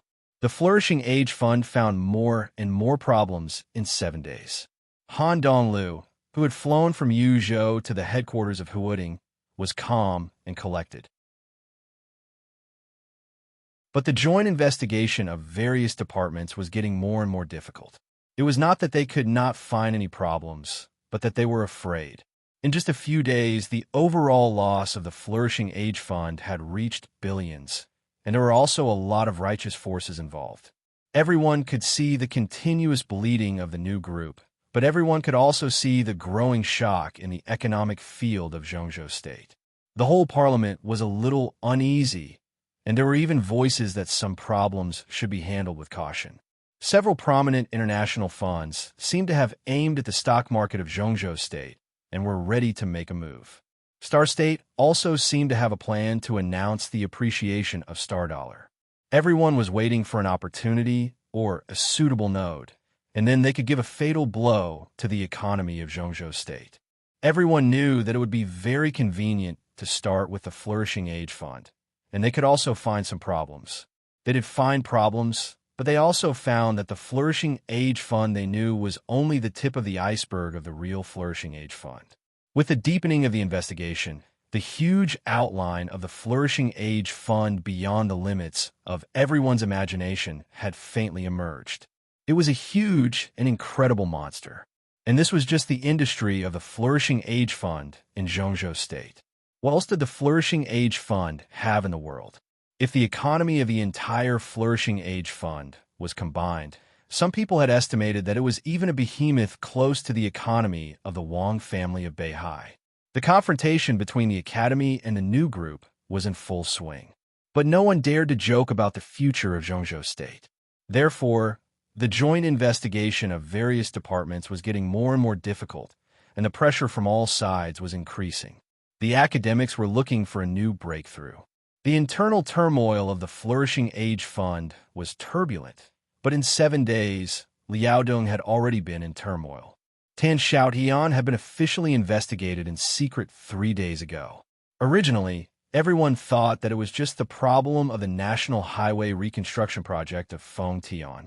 After knowing that Wang Wei, the leader of the 3rd Inspection Team, had entered Jiangxia, Bai Qingqian wanted to slap Wang Wei in the face. But no one expected that Bai Qingqian was completely touched this time, and she completely fell out with him. From the feedback from all sides, the problem of the National Highway Reconstruction could only be regarded as a trivial matter for Tan Xiaotian. His real problem was in Anong. It was an illegal trade network he built in Anong that connected the peninsula, and from the peninsula to the periphery of snow country in Goryeo. It involved the scope of polar light, from food to population to arms. Tan Xiaotian could get huge profits just by saying hello. At present, it was not clear how big this dark economic chain was, but a conservative estimate showed that the amount had exceeded hundreds of billions. Tan Xiaotian, hundreds of billions. The two were obviously not the same concept. So how many people were involved in the hundreds of billions? Anong developed very fast in Liaodong, and it was also jokingly known as the secretary class. At its peak, there were 13 directors in Anong, and 7 of them were secretaries. Such a scene was rare in the whole Zhengzhou state. People jokingly discussed that Anong developed very fast, so the big bosses would put their trusted secretaries to guild. When the time came, there would be a golden road in front of them. Tan Xiaotian's resume seemed to confirm this. From the mayor of Anong to the deputy speaker of Fengtian, although the rank was the same, the prospects were completely different. After the election in a few months, no matter where he went, Tan Xiaotian would definitely be a deputy governor, which had something to do with the rapid development of Anong. But when this illegal trade chain appeared, everyone was considering whether the big bosses put their secretaries in Anong to gild or to protect some secrets that could not be exposed. No one knew where this idea came from, but in just a few days, it had become very popular in Liaodong. Today, in addition to Tan Xiaotian, 3 directors in Anong had been secretly investigated by the Ministry of Supervision of Liaodong. There is no doubt that these 3 people were secretaries, and one of them was the secretary of the current governor of Liaodong. A monstrous storm was brewing in Liaodong. Everyone could guess the answer that was about to break out of the shell and was destined to be earth-shattering. No one expected that Bai Qingqian would act so fiercely. She didn't want to deal with Tan Xiaotian and Wang Wei. But what she wanted to do this time was to completely destroy the core base of the academics and capture all the forces of the academics in one fell swoop. The monstrous pressure pressed down from the parliament to Liaodong. Not only the academics, but also individuals from the giant group, the southeast group, and even the north group called by Qingqian, trying to suppress this matter or at least control it within a certain range. At this time, Hua Zhengyang, the leader of the academy in Yuzhou, the vice minister of the cabinet, had a thorough talk with Bai Qingqian. The conversation between the two was almost a reprimand from Hua Zhengyang to Bai Qingqian. Vice Minister Hua clearly told Bai Qingqian that the parliament supported her work, but hoped that she would not make a fuss and make trouble out of nothing. In the current situation, stability came first. Bai Qingqian, however, was tit for tat and did not give any face to the leader of the academy. Her response at that time was also very clear to Gu Xianyin, because after this incident, Qin Weibai and Bai Qingqian talked on the phone and did not avoid her at that time. Bai Qingqian said so at that time. Tan Xiaotian's problem is not only a problem of Zhengzhou state, but also a serious injury to our friendship with the peninsula. Vice Minister Hua, you can think about how serious the consequences will be if this matter is suppressed. One day, when the people of the peninsula who can't even eat enough and can't even afford to wear clothes learn that their young and beautiful women have come to Zhengzhou state to engage in various industries under the temptation of people like Tan Xiaotian, what kind of situation and consequences will it be? Can you and Liaodong bear the consequences? This question could be said to be powerful and resonant. Hua Zhengyang even threw the phone on the spot. At present, the 3rd supervisory group was still active in Jiangxia. But the team leader Wang Wei, had already closed his door and did not participate in the summary meeting of the supervisory group. Tan Xiaoyan's accident directly made Wang Wei's reputation in Zhongzhou State drop to the freezing point. Everyone was still waiting for Tan Xiaoyan to be completely broken through, waiting for this storm to completely engulf the few big shots standing at the top of Liaodong. Under such circumstances, it seemed that they were afraid of the complete rebound of the academics. So the giant group also began to quiet down. Bai Zhanfeng and Zhou Mulin, who had already had a countermeasure, began to quietly put away the cards in their hands that they were ready to play, waiting for the right time. As a result, the flames of the two battlefields of Liaodong and the Flourishing Age Fund continued to burn, igniting the overall situation. Under such circumstances, Qin Weibai, who had been quiet in Yuzhou, suddenly made an appointment with this woman in front of her, which made Gu Xianyan instinctively feel that something was wrong. At this time, Qin Weibai could not meet a meaningless person. Gu Qingxiu, Jiang Mishang. Gu Xianyan blinked her watery eyes and looked at the woman in front of her. What kind of impact could she have on the next overall situation? Her surname was Gu. Was she from Kunlun City? It shouldn't be. Otherwise, how could she not know her? Qin Weibai looked at Gu Qingxiu quietly, looking at the horror in her eyes. If these two names were a sword that pierced the vital point, then Qin Weibai's next words were a fatal blow. You are 36 years old this year, and you have been carrying out tasks since you were 21. Your codename is Fairy, and your secondary codename is Mask. Those who know these two code names think that there are two people. In fact, both codenames are you. You desire freedom, like photography, and have always dreamed of traveling all over the world. But if you want to fulfill this dream, you need to continue working for another 14 years. You like Switzerland and want to settle down there. Someone promised you a large sum of money when you were 50 years old and helped you get Swiss citizenship. But you have never been to Switzerland. If the farthest place you have been is England, because your child is studying there, he should have just entered middle school this year. You had a boyfriend in college. During your mission, you even performed an abortion for your boyfriend. That was your biggest mistake. You still contact him occasionally, but you don't love him anymore. You even want to. Enough! Gu Qingxiu's body fell to the ground. She covered her ears, shook her head wildly, and screamed. Qin Weibai looked at her with a smile. She was not indifferent or enthusiastic. There was a touch of trance and sadness in her eyes. You are afraid, she whispered. What are you afraid of? Are you afraid that I will tell these things to your master, or afraid that I will tell these things to your man? Gu Qingxiu raised her eyes and looked at Qin Weibai. Her eyes seemed to be looking at a devil in an angel's clothes. Why? Why do you know these? Why do you know these impossible? Gu Qingxiu muttered to herself. She seemed to be on the verge of collapse. Qin Weibai did not speak. She turned and walked to the antique open hall. Gu Xianyan looked at Gu Qingxiu seriously. She hesitated and trotted to follow Qin Weibai, like a butterfly. Qin Weibai walked into the hall and took off her coat. The simple, pure, white sweater outlined her figure and looked more charming and soft. Gu Xianyan gently pulled her hand and whispered, "Sister, she is..." Qin Weibai sat on the chair, looked out of the window, and said calmly, "Li Shi's successor is also your predecessor. If you continue to stay in Kunlun City, you can get in touch with her about a year later. She will become your teacher." Gu Xianyan's brain was stunned for a moment. She opened her small mouth wide and looked stunned. Her predecessor, Li Shi's successor. This identity could not be more obvious. Kunlun City, the previous generation of Phoenix Pavilion. Master. Gu Xianyan shook her head subconsciously, feeling a little confused. Gu Qingxiu. This was a figure hidden at the bottom of Kunlun City secrets. Gu Xianyan was not surprised that there was such a figure in Kunlun City. But the previous pavilion master of Phoenix Pavilion turned out to be a figure hidden at the bottom of Kunlun City secrets.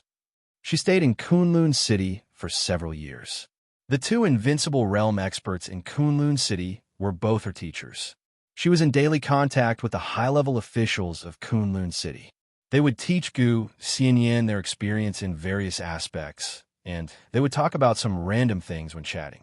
But Gu Qingxiu, she had never heard of this name before, not even once. Did no one know of her existence? Or did everyone know, but did not tell her? 25 years ago, Gu Xianyin recalled this time point. That should be the time when the Li family collapsed, and Li Shi officially completed her task and became the wife of the Lord of Kunlun City. At that time, did Kunlun City find a second pavilion master of Phoenix Pavilion? No. Gu Qingxiu was 36 years old this year. According to Qin Wei Bai, Gu Qingxiu should have joined Kunlun City 25 years ago. She was 11 years old that year. Qin Wei Bai said that she started to carry out tasks at the age of 21. In other words, Gu Qingxiu was the pavilion master of Phoenix Pavilion 15 years ago. 15 years. 25 years. For such a long time, Kunlun City had been hiding her in the deepest place? So who was her task target?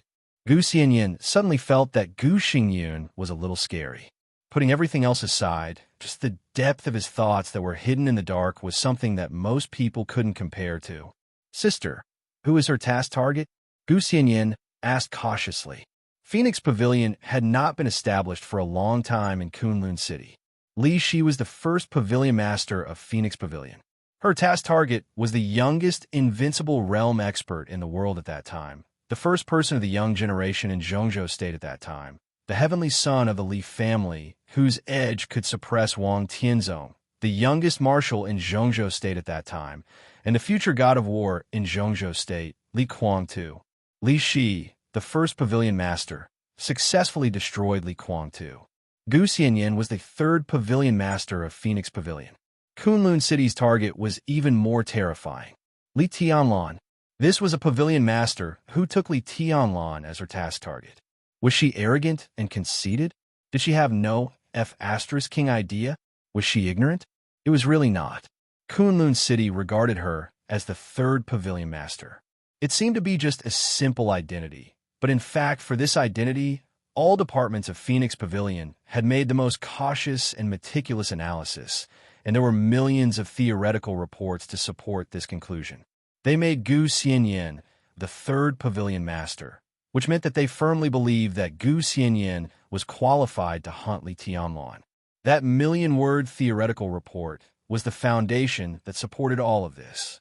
They would analyze Li Tianlan's character in terrifying detail, summarize his preferences, collect all kinds of details about him, all his hobbies, and then cultivate Gu Xianyin from various fields.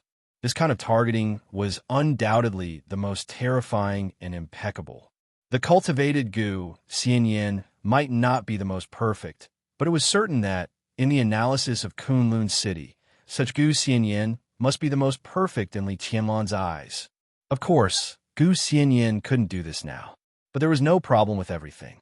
Li Tianlan was young enough, and Gu Xianyin was immature enough. She still had a lot of time to grow up and be cultivated. Kunlun City had enough strength to equip her from all aspects.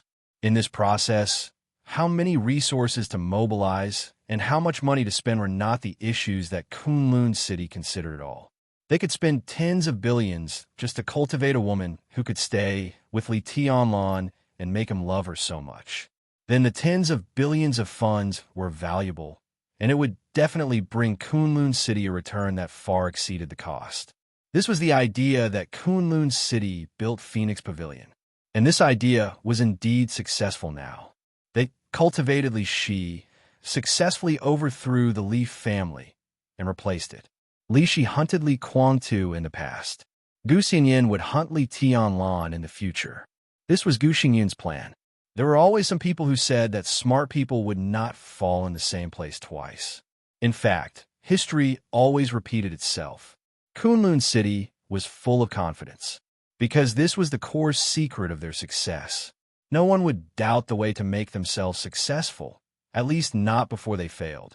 Therefore, the first and third Phoenix Pavilion Masters had absolutely powerful hunting targets. Then what about the second Phoenix Pavilion Master?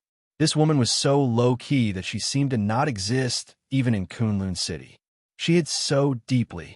This woman who had been on duty for 15 years and had successfully hunted for 15 years.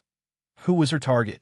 Qin Weibai looked at the wine in front of her, then picked up the freshly squeezed orange juice on the side, poured herself a glass, and whispered, "It's Cheng Shilai." Gu Xianyan didn't speak for a while. Maybe she didn't react, or maybe she couldn't believe it at all.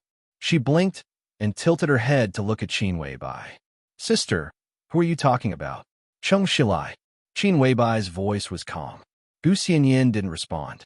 She seemed to be almost numb by the impact of this name. Cheng Shilai. This was a name that was not very familiar to the people of Zhongzhou State. Because of his low profile, many media would often mention it even when reporting. At his behest, the department replaced his name. Ministry of Personnel. Cheng Shilai. Zhongzhou State Counselor, Minister of the Ministry of Personnel of Zhongzhou State. Li Huaqing's first confidant, and the academic's first corps general. He was also one of the most popular flag-type figures of the academics today. He was recognized as the most low-key counselor in Zhongzhou State, and also one of the most courageous counselors in the parliament. If the most simple sentence was used to describe Cheng Shilai's weight in Zhongzhou State, he was the strongest opponent of Wang Qinglei from the Wang family of Beihai. Yes, it was Wang Qinglei, who had a bright future in the Wang family of Beihai, not the current Wang Qinglei. If it weren't for Li Huaqing's re-election in this election, Cheng Shilai would almost certainly be pushed into the director's seat by the academics without any accident. And even if Li Huaqing was re-elected, Cheng Shilai was still very likely to become one of the directors of Zhongzhou State after the election, one step ahead of Wang Qinglei. Even if he couldn't go further, he would continue to sit in the position of Minister of the Ministry of Personnel, with students all over Zhongzhou State and a more solid foundation. After 5 years, the possibility of him directly succeeding Li Huaqing would also greatly increase. There was no doubt. Cheng Shilai's existence was the academic's greatest hope in the post-Li Huaqing era. When Wang Qinglei's future was obscure, Cheng Shilai, who was getting more and more stable, was almost the heir in everyone's eyes. What did this mean? Cheng Shilai, the academics. Kunlun City. Phoenix Pavilion. This is terrible. Gu Xianyan muttered to herself. Gu Xingyun is terrible. Yes, he put a woman with Cheng Shilai for 15 years. The most important thing is that she never made any request to Cheng Shilai. She just silently waited for Cheng Shilai to become a director or to climb to the top of Zhongzhou State. In terms of long-term planning, Gu Xingyun can be regarded as a true disciple of the Li family. Qin Weibai's voice was a little subtle. In her sight, Gu Qingxiu, bathed in the wind and snow, stood up shakily and looked deeply at Qin Weibai in the hall. The two people's eyes met, and there seemed to be sparks in the air that were enough to burn the flying snow. Qin Weibai's expression was cold and proud. She raised the orange juice in her hand, and through the bright and transparent floor-to-ceiling window in the hall, she greeted from a distance. Gu Qingxiu hesitated and took a step forward. Qin Weibai raised the corner of her mouth. She could bring disaster to the country and people. Sister, you want to use Gu Qingxiu to destroy Cheng Shilai? Even destroy the whole academics? Gu Xianyan was a little excited. After all, she was a child. No matter how mature she was, the childishness of wanting the world to be in chaos still existed. Destroy the academics? Qin Weibai couldn't help laughing. How is it possible? Even if Cheng Shilai falls, it will at most frustrate the layout of the academics for the next 10 years, far from being destroyed. Kunlun City has bet heavily on Cheng Shilai. In other words, Cheng Shilai is now flawless. Because Gu Qingxiu has never made any request to him that goes against his own position, nor has she done anything excessive. Gu Qingxiu is indeed from Phoenix Pavilion, but in Gu Xingyun's eyes, before Cheng Shilai reaches the top, she does nothing but complete the task. Qin Weibai blinked her eyes and said softly, "So, although Gu Qingxiu's background can't be changed just from looking at it now, she's actually just Cheng Shilai's lover. Moreover, she's an extremely obedient and dutiful type. What impact can a lover have on Cheng Shilai? Even if it's exposed, it's just like that. Not to mention any punishment, there won't even be a verbal criticism. destroying the academics like this, unless the academics is made of paper. Then you are. Gu Xianyan was a little confused. Since she had doubts, she naturally had to ask. She was the successor cultivated by Qin Weibai, and Gu Xianyan also understood this. No matter how intelligent the goddess was, no matter how invincible Emperor Dong was, they would eventually grow old and could not disobey the will of time. But Emperor Dong's palace would always exist. And Gu Xianyan was the best candidate to assist the future palace lord of Emperor Dong's palace in Qin Weibai's expectation. From now on, Gu Xianyan would absorb everything and grow wildly. I need to detonate Gu Qingxiu, the bomb, and use Cheng Shilai to test something that I have always been confused about, but it's very important. Qin Weibai's eyes narrowed slightly, and she continued, and the outside world is now guessing what trump card Li Huacheng has in Emperor Dong's palace. They don't know, but I do. Li Huacheng does have a trump card in his hand, and his trump card can indeed persuade Tianlan to compromise in an instant, which will be far more beneficial than the purgatory of Heaven Capital. It's just that Li Huacheng himself is hesitating whether to play this card or not. So there is the current confrontation. If Cheng Shilai's matter is exposed, the subsequent impact will also indirectly stimulate Li Huacheng, so that he will make up his mind earlier and end all this. Qin Weibai's red lips were soft, and her white teeth gently bit the straw. It's like killing two birds with one stone. Gu Qingxiu finally made up her mind and walked into the hall. She took off her scarf and coat, standing opposite Qin Weibai, looking at her silently with a calm expression. Qin Weibai chuckled, reached out her hand, and said lightly, "Please sit down."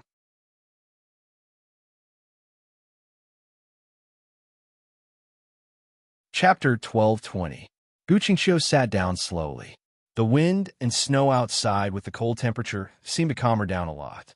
She seemed to have regained her composure, but she looked a little haggard, so she was more delicate. The light in Gu Xianyan's eyes flowed, and she sighed in admiration in her heart. This woman was naturally extremely beautiful, but the most attractive thing was not her appearance or her proud figure, but her temperament that seemed to be able to hook into the depths of one's soul.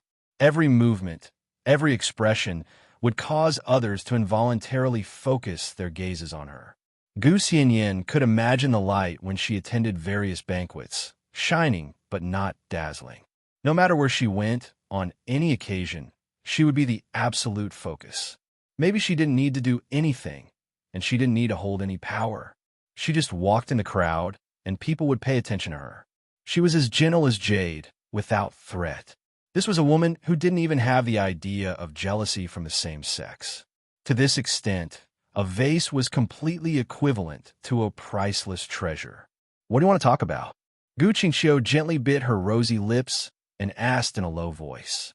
She was still a peerless beauty, but under Qin Weibai's aura, she had become a very ordinary beauty, and her spirit was crushed in all aspects.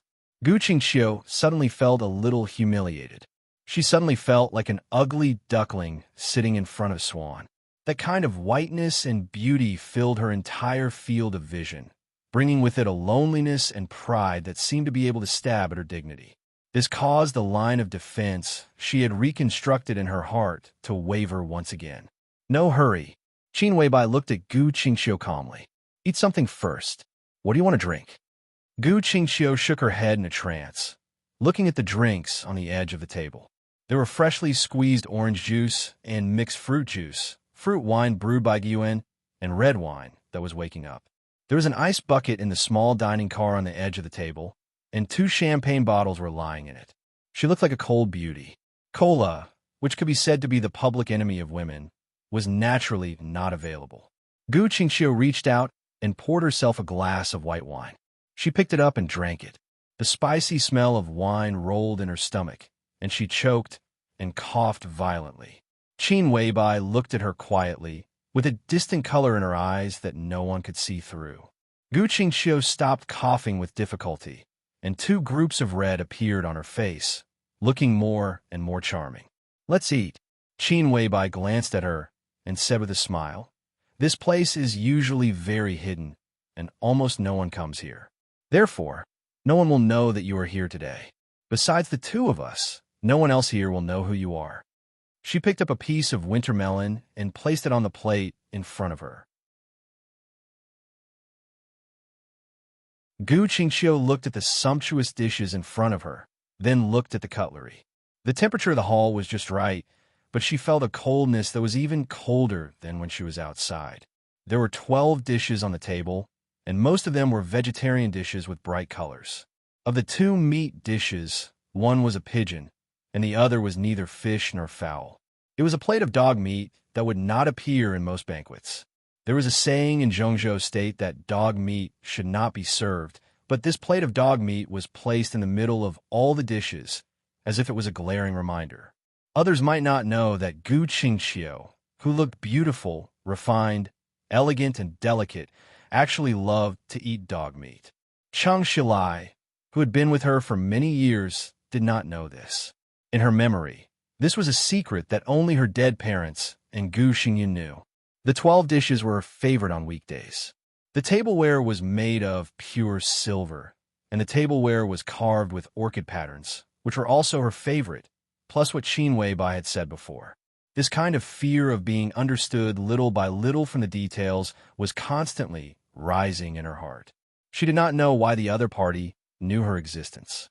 She also did not know why the other party knew her so well. The vigilant instinct was screaming wildly, reminding her to leave this dangerous woman in front of her, but she did not dare to move and sat in the same place. Gu Qingqiu watched Qin Weibai eat gracefully and gracefully, drank a glass of orange juice, and watched the people around her prepare desserts after the meal. Gu Qingqiu ate something randomly. The taste should be very good, but she could not taste it at all. Xianyan does not know you, but you should be familiar with her. After eating quietly, Qin Weibai picked up a tissue and wiped the corners of her mouth. Her movements were delicate and elegant. Yes. Gu Qingqiu opened her mouth vigilantly. Of course, she knew the existence of Gu Xianyan. Not long ago, Gu Xingyin communicated with her and said that he would let Gu Xianyan practice in Huading for a year to broaden her horizons. After that, he would find a suitable opportunity to let Gu Xianyan be by her side and let her personally teach her. Between the lines, Gu Qingqiu could hear the importance and expectation that Gu Xingyun attached to this girl. Gu Qingqiu had already begun to come into contact with some of Gu Xinyan's information and began to consciously think about how and what she should teach her. Gu Xinyan needed to broaden her horizons, and she also needed a year's time to prepare to train her into the Phoenix Pavilion's Pavilion Master. However, no one expected that Gu Xianyan would make such a sharp and crazy backstab in Huading. Phoenix Pavilion was completely exposed, and the Special Warfare Group and Kunlun City were in turmoil. However, Gu Xianyan stood beside Qin Weibai and became a highly valued figure in Emperor Dong's palace. Gu Qingqiu silently glanced at Gu Xianyan. Gu Xianyan blinked her big eyes and looked at her innocently. Her acting skills were really good. Gu Qingqiu lowered her head and took a sip of juice. Li Shi, Gu Qingqiu, Gu Xianyan, third-generation Pavilion Master of Phoenix Pavilion. The first-generation Pavilion Master was now the Deputy Palace Lord of Emperor Dong's palace. The third-generation Pavilion Master seemed to be fully trained by Qin Weibai. Only she, the second-generation Pavilion Master, was still faithfully fulfilling her obligations. Gu Qingqiu was very sure that Li Shi and Gu Xianyan were definitely not Qin Weibai sources of information. In the entire Kunlun city system, Gu Qingqiu did not exist, and there was no second-generation Pavilion Master in Phoenix Pavilion. In the entire Kunlun city, only one person knew of her existence, and that was Gu Xingyun. Even Gu Qianchuan did not know of her existence. Such a degree of secrecy naturally meant that Gu Xingyun had to spend more resources to train her. But now she had been with Cheng Shilai for 15 years and gave birth to a son for him. Now Wang Qinglei's future was unknown, and Cheng Shilai was more and more brilliant. Gu Xingyun's efforts had undoubtedly begun to pay off. Xianyan will be with me from now on, Qin Weibai whispered. I can teach her what you can teach her. I can teach her what you can't teach her. Even if I don't understand, it doesn't matter. I can find the most professional people in the world to teach her. Emperor Dong's palace is far better than Kunlun City in terms of resources and prospects. I can't be sure of Xianyan's future. In the future, when Tianlan and I are old, Xianyan may not become the hostess of Emperor Dong's palace, but she will definitely have the same power as the hostess of Emperor Dong's palace. What does it have to do with me? Gu Qingqiu said lightly. In fact, I believe in Kunlun City's vision in this regard, but I don't quite agree with their approach. Their approach has many limitations, but they have a good eye for selection, especially the candidates for the Pavilion Master of Phoenix Pavilion. Especially the candidates for the Phoenix Pavilion Master. If possible, we don't want to miss out on any of them. Qin Weibai looked into Gu Qingqiu's eyes, and her voice was clear and sharp. I don't know what you're talking about. Gu Qingqiu suddenly smiled. Perhaps her heart was still shaken, but on the surface, she had completely calmed down. A gentle and beautiful smile bloomed at the corner of her mouth. It had a soul-stirring charm. What is Phoenix Pavilion? She couldn't clearly admit anything in front of Qin Weibai, even if Qin Weibai knew her beyond her imagination. Qin Weibai smiled and didn't seem to mind Gu Qingqiu's pretending to be stupid. She just said slowly, Phoenix Pavilion has very strict requirements for the selection of pavilion masters, not only in terms of body and appearance. Because the hunting target of the pavilion master of Phoenix Pavilion is the big shots who can affect the world. From the perspective of current science, every pavilion master of Phoenix Pavilion has to bear a lot of karma. Therefore, every pavilion master needs enough luck to bear these karma. You don't have to believe in things like luck and karma, but no one dares to clearly say that it doesn't exist. This is something that can't be seen or touched, but is invisibly destined.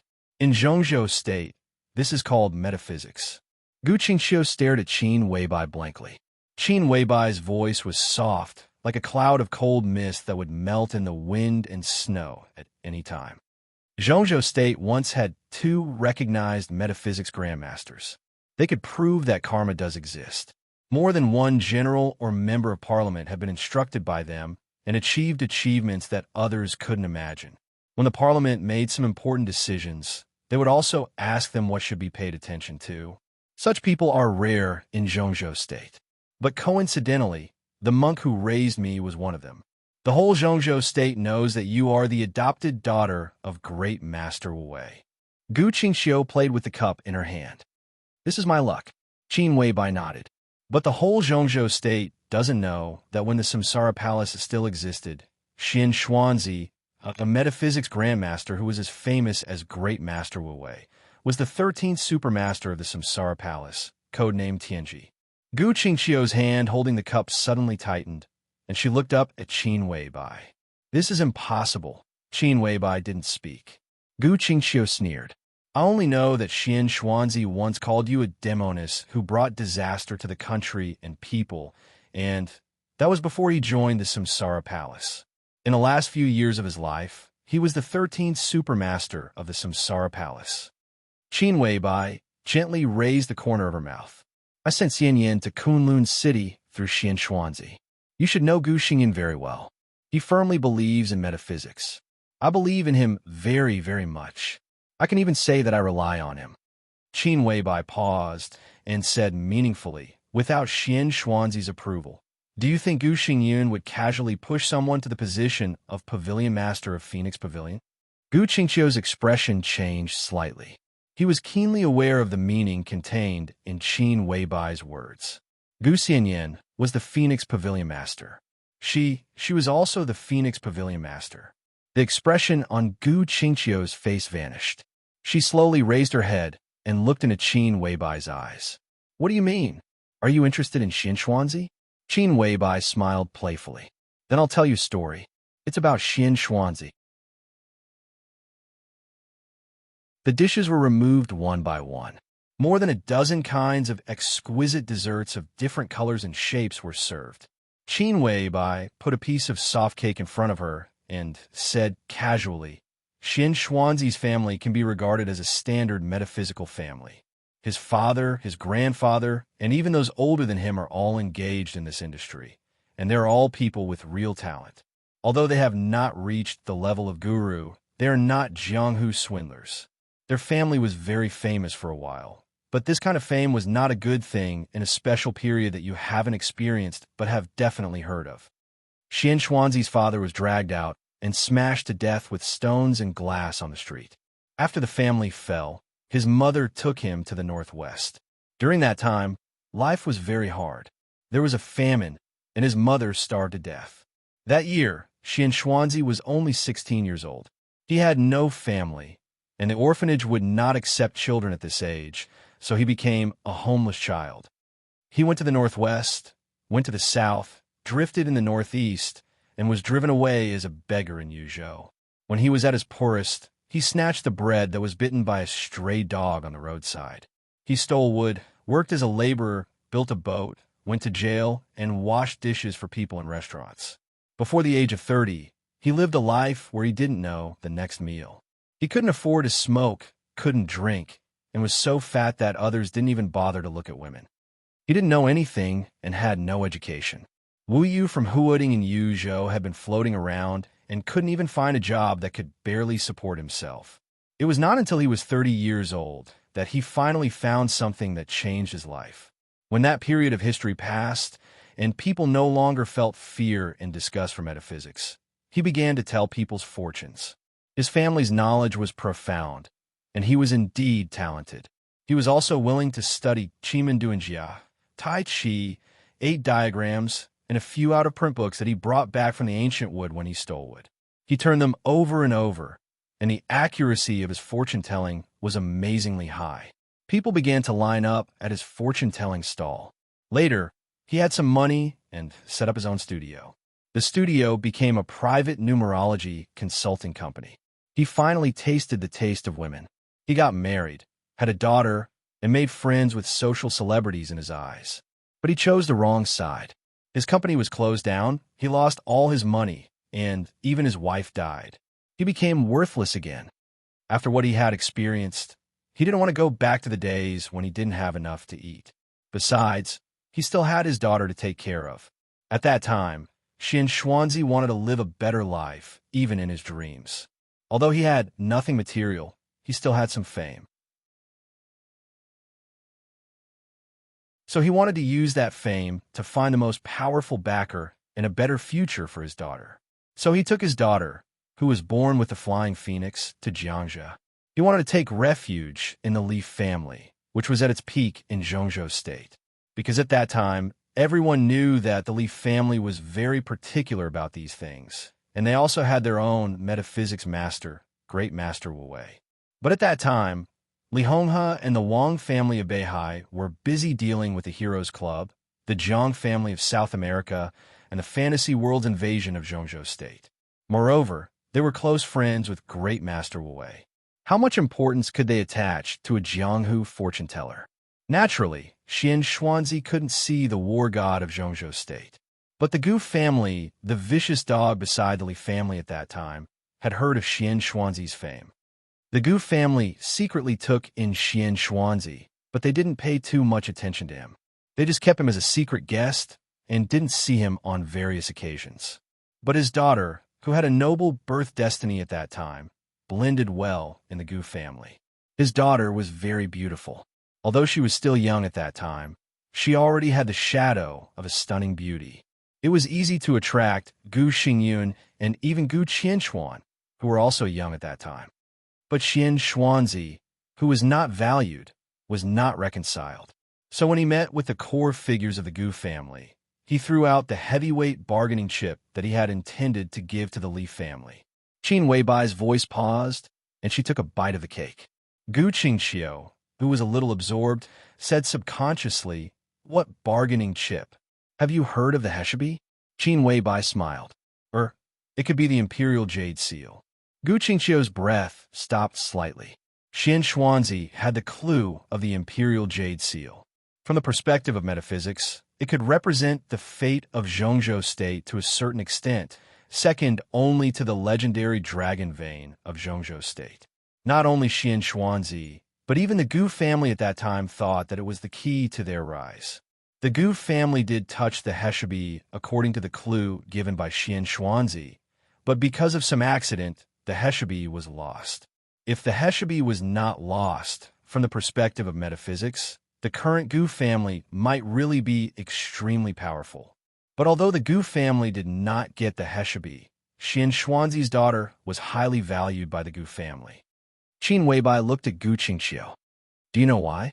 Because according to Xian Xuanzi, the clue of the Heshabi was deduced by him from his daughter's birth chart.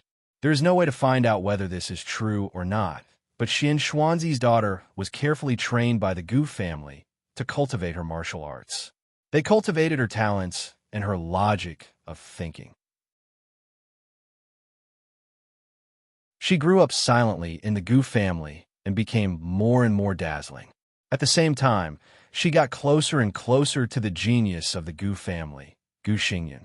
They loved each other at that time, but when Gu Xingyun's parents were about to formally propose to Xian Xuanzi's daughter met another man. In other words, she met the master of the Gu family at that time.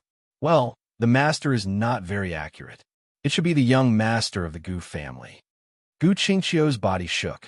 She vaguely knew who Xian Xuanzi's daughter was in Qin Weibai's story, but she couldn't believe it. Li Kuang-tu, the young master of the Li family, fell in love with the girl who had already fallen in love with Gu Xingyun at first sight and made his own request to the Gu family on the spot. At that time, Gu Xingyun's bloodline was not the orthodox of the Gu family. The leader was Gu Qianchuan's bloodline. At that time, the Gu family was still a loyal dog to the Li family. On the one hand, it was their master, and on the other hand, it was a talented child of their own. Of course, the Gu family knew how to choose. They suppressed Gu Xingyun and Xian Xuanzi and sent his daughter to Li Kuang-tu. Later, Gu Xingyun endured for several years and found an opportunity to successfully take the leadership of the Gu family. However, Gu Xingyun, who controlled the Gu family, was still not qualified to take back the girl who had already belonged to Li Kuang-tu. He didn't know who to hate, especially after he found that the girl he loved was becoming more and more indifferent to him, but became more and more gentle and considerate to Li Kuang-tu. He wanted to kill Li Kuang-tu, wanted to overthrow the Li family, wanted to get that girl, wanted revenge, and loved her very much. But he hated her very much. So, he imprisoned the girl's father, imprisoned Xian Xuanzi, and threatened the girl to reveal Li Kuang-tu's various movements and martial arts progress to him. Later, he became more and more excessive and began to try to control Li Kuang-tu's various behaviors through the girl. It was also during that time that Kunlun City began to cultivate all kinds of excellent and beautiful young women, quietly placing them around the important figures of the Li family. Resources were constantly mobilized, and more departments were set up. The means of cultivating excellent young women became more and more professional, which also meant that the management began to become troublesome. Kunlun City put together this set of system for cultivating young girls and officially named it Phoenix Pavilion. Xian Xuanzi's daughter, the girl who succeeded in making Li Kuang-tu fall in love, became the first pavilion master of Phoenix Pavilion. Gu Qingqiu held her cheeks and listened attentively, as if she was really listening to a story. But her eyes were twinkling. This was definitely not Xian Xuanzi's original intention, Qin Weibai said. Seeing his daughter involved in the storm between the Li family and the Gu family, it could be torn apart at any time. As a father, of course, he was not reconciled, and of course, he wanted to do something. When Gu Xingyun was torturing him once, he told Gu Xingyun that their plan wasn't perfect. They should be looking for a beautiful woman with the fate of 100 tigers to be placed by Li Kuang-tu's side. The 100 tigers were fierce, far more suitable to carry out the Gu family's plan than his daughter's flying phoenix fate. He wanted to find a girl with the birth destiny of 100 tigers to replace his daughter. At the very least, he wanted to put her and his woman beside Li Kuang-tu at the same time to find a suitable scapegoat. Gu Qingqiu's body suddenly trembled as if she had been electrocuted. Her ruddy face instantly turned pale. Qin Weibai's voice continued, but the unhurried tone seemed to gradually add a touch of cruelty and sharpness. Gu Xingyun agreed to this plan. He fed Qian Xuanzi the Gu family's unique poison and let him out of the Gu family. It was at that time that he, who originally had his own name, became the real Qian Xuanzi.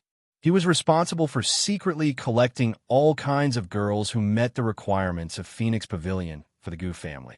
With the support of the Gu family's resources, Qian Xuanzi's activities in the outside world could be said to be flourishing. Metaphysics Grandmaster? What is a Metaphysics Grandmaster? With the cooperation of a big force behind him, he can mobilize all kinds of resources. He has real talent, and he can achieve the effect of turning stone into gold in the shortest time. With many such examples, he naturally becomes a Metaphysics Grandmaster. This is a method of hyping up fame. The only thing needed is that the hyped object has real talent. So in those years, Qian Xuanzi became more and more famous. More than half of the upper class of Zhongzhou State had heard of his fame, and his reputation began to catch up with great Master Wu Wei. Qian Xuanzi began to be often invited to the homes of some social celebrities, and even participated in some charity activities and various banquets. He came into contact with more and more people. During that period, his name was extremely famous. Zhongzhou State even set off a metaphysics craze because of the existence of him and great Master Wu Wei. It's just that Qian Xuanzi's heart has always been very uneasy. He became successful and got everything he once dreamed of, but he never found the birth destiny of 100 tigers, and he had the luck to save his daughter's goal. Until he received an invitation. That year, Qian Xuanzi was still in Huading, but he received an invitation from Lin. The inviter was a local wealthy family in Jiangzhou with a large business and a great reputation in the clothing and retail industry. The businessman wanted to invest in other fields, so he wanted to find Qian Xuanzi to consult about his luck in the next few years. Qian Xuanzi was invited to Lin. The patriarch of the small wealthy family was very sincere and held a welcome banquet for Qian Xuanzi. It was at that banquet that he saw a little girl. The girl was about 7 or 8 years old at that time, but she had already shown an extraordinary demeanor. She was as fair as jade, could play the piano, draw, understand poetry, and was very good at playing the violin. The girl at that time was probably equivalent to the fairy face of a few years ago. No matter where she came from, as long as people saw her, they could see the kind of light shining in her. Qian Xuanzi was overjoyed because that girl was the one he had been looking for a long time, the one who could replace his daughter. He could see the girl's birth destiny and the huge luck in her that was enough to make his family prosper. So when the businessman asked him alone after the banquet, Qian Xuanzi gave his own answer. The businessman asked about his luck in the next 3 years. At that time, Qian Xuanzi's answer was that he would soar to the sky in 3 years. But no one knew that his answer was actually only half a sentence. Then he left Lin and returned to Kunlun City overnight. After meeting Gu Xingyun, he told Gu Xingyun the half sentence that he didn't tell the businessman. 3 years later, his family would be ruined. Da-da-da, there was a slight sound in the hall. Gu Qingxiu, whose face was pale without a trace of blood, held the cup tightly with her slender fingers. The cup trembled slightly on the table. Qin Weibai's voice was still calm and a little cold. Behind every metaphysics grandmaster, there is absolutely powerful capital power, so they have the ability to turn stone into gold in the eyes of others. Gu Xingyun began to mobilize all kinds of resources. Within 3 years, the businessman who invited Qian Xuanzi to Lin and was really successful. His assets doubled, and he was in the limelight. Such development made Qian Xuanzi famous and also made him the businessman's guest of honor. He often went back and forth to Lin and then secretly observed the growth of the girl. The girl became more and more amazing. It took Qian Xuanzi 3 years to determine the target. So in order to prove the second half of his sentence, a large amount of capital of Gu's surged in and almost destroyed most of the businessman's assets overnight. This was done very cleverly, almost without anyone noticing. Gu's made full use of several competitors of the businessman and completely ruined the businessman's group. From the beginning to the end, not to mention the businessman, Even the competitors who were used as pawns didn't know the existence of Goose. The bankrupt businessman was burdened with huge debts. All his properties and cars were sold, and his family lived on the streets. The businessman couldn't bear the huge pressure and jumped into the lake by the West Lake. His body was found a few days later. When the businessman's wife saw her husband's body, she completely collapsed and naturally went crazy. She was sent to the cheapest mental hospital by the local city government and died a month later. The cause of death is still unknown. And the girl who showed dazzling brilliance, who was originally loved, knew dance and music, knew poetry and painting, and was the focus of everyone's attention, was only 11 years old. She wandered on the streets for about 3 months. In the summer, she didn't change a dirty dress. She went to the trash can for food, drank the water of the West Lake, slept in the subway station and on the park bench. The relatives who sympathized with the girl and wanted to pick her up had inexplicable accidents. More than one thirsty tramp wanted to take her home and collect her, but all of them died inexplicably. Because the girl was herself a prey. The hunter in the dark forced her father to die, killed her mother, killed all the relatives who wanted to adopt her, and killed all the people who had bad intentions towards her. The hunter wanted the girl to live in the most desperate environment and the most difficult life. Qin Weibai looked at Gu Qingxiu, who seemed to be about to faint at any time, and her voice was as cold as a knife. Because that was the only way to save her before the hunter took action. When she survived, she knew how to be grateful. Isn't this an unforgettable kindness? Jiang Nishang, do you agree with this statement? It's impossible, it's impossible. Gu Qingxiu kept shaking her head. At this moment, she was like a puppet who had lost her soul.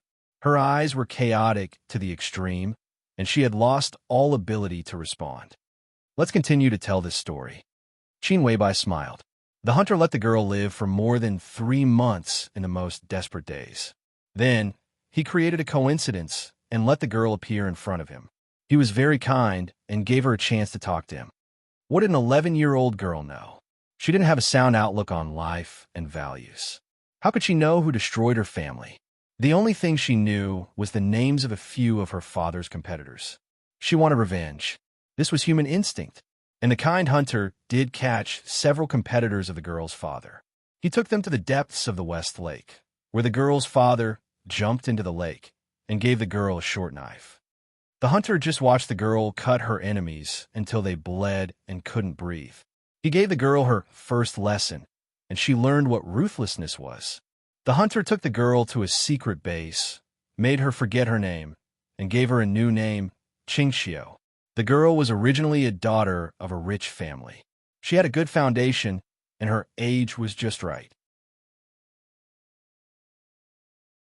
She received all kinds of training, which could be said to be twice the result with half the effort.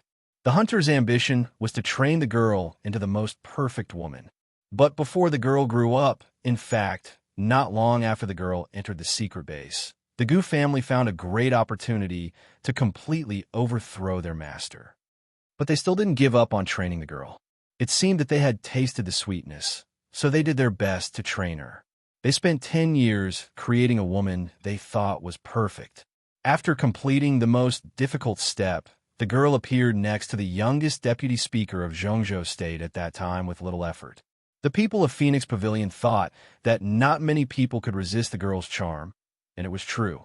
The 21-year-old girl easily took the hand of the ambitious deputy speaker, went to his bed, and was carefully protected by him like a treasure.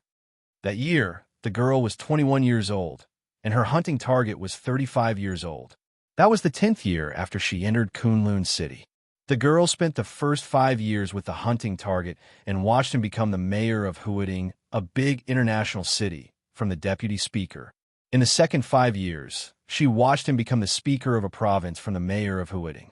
In the third 5 years, she came to Yuzhou in awe and took control of the Ministry of Personnel. The third 5 years was coming to an end. She watched him stabilize his position as the crown prince. At that time, the girl was no longer young, but she was still spoiled by him. For 15 years, she didn't know whether she fell in love with him or not. But no matter whether she did or not, she didn't think it mattered. Because in her heart, he was just her hunting target. Maybe she had feelings for him, or maybe it was very deep. But no matter what, it couldn't be compared to her unforgettable gratitude to the hunter. She just hoped that time could go faster to the most critical point to do what she wanted to do and then get a sum of money, go to the country she had been looking forward to for half of her life to settle down, leave Zhengzhou State, and never come back. Then, at the end of the third 5 years, she received an inexplicable invitation. She came to this private palace called Homeland and watched the woman tell her story. Qin Weibai picked up the newly changed orange juice, poured herself a glass, and drank half of it in one gulp. She rarely spoke so much, so she soon felt tired. Gu Qingqiu's eyes were a little crazy, sitting in the same place, motionless. The atmosphere was almost suffocating. Qin Weibai was giving her time to react. Gu Xianyan had always been an honest child. She blinked and looked at Gu Qingqiu, holding her cheeks. There was some sympathy in her big eyes, and she said crisply, "You are so poor." "No," Gu Qingqiu said softly. She shook her head hard and desperately. "No, not me." Her movements were getting bigger and bigger. All her emotions completely broke out at this moment.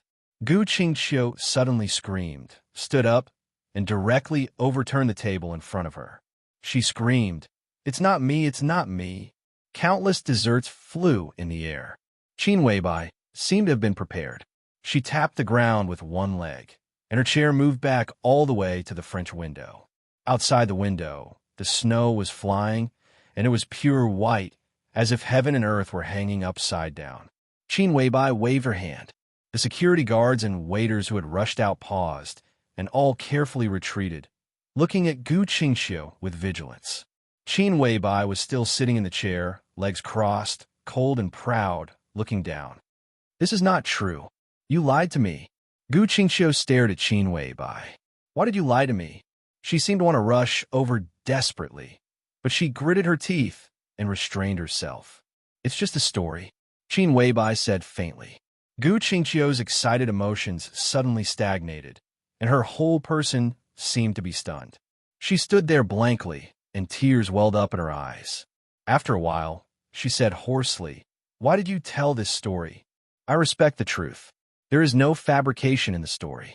If you really take the story as a story, maybe you can ask Hunter why he made up this story." "I don't believe it."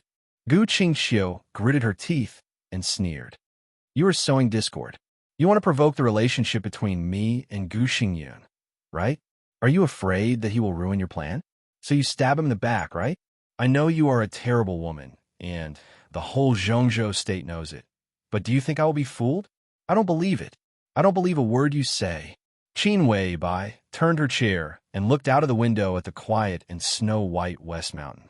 In Gu Qingqiu's eyes, there was a perfect dream, but extremely sharp and indifferent side face. "Then you can go." Qin Weibai had no intention of persuading Gu Qingqiu. "Goodbye." Neat and tidy. Gu Qingqiu froze in place again. She breathed quickly, and her chest kept rising and falling. She was silent. The silent stalemate lasted for 5 minutes. Qin Weibai turned her head and looked at her. "Are you waiting for me to treat you to afternoon tea?" "I don't believe it." Gu Qingqiu muttered to herself and shook her head. Tears kept gushing out of her eyes and falling to the ground. "Why are you telling me this? What do you want me to do?"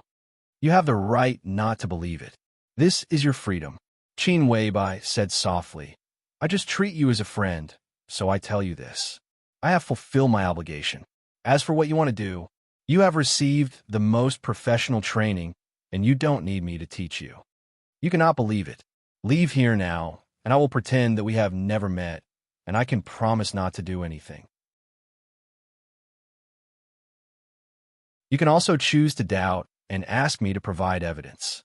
Qin Weibai took out her limited edition Hermes black and white handbag and took out a USB flash drive from it. Gu Xinyan came over and took the USB flash drive. "This is the evidence you want.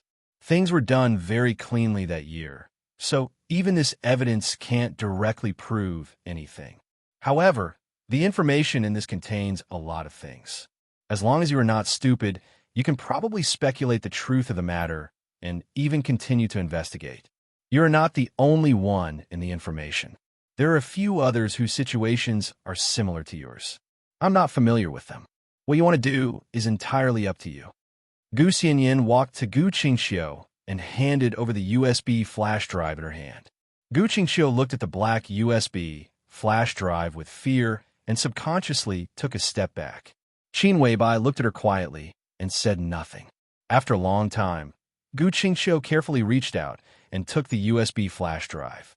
She clenched her fists tightly, as if she was holding a mountain. Why do you know this? Gu Qingxiu's mouth moved. And those things about me, it doesn't matter.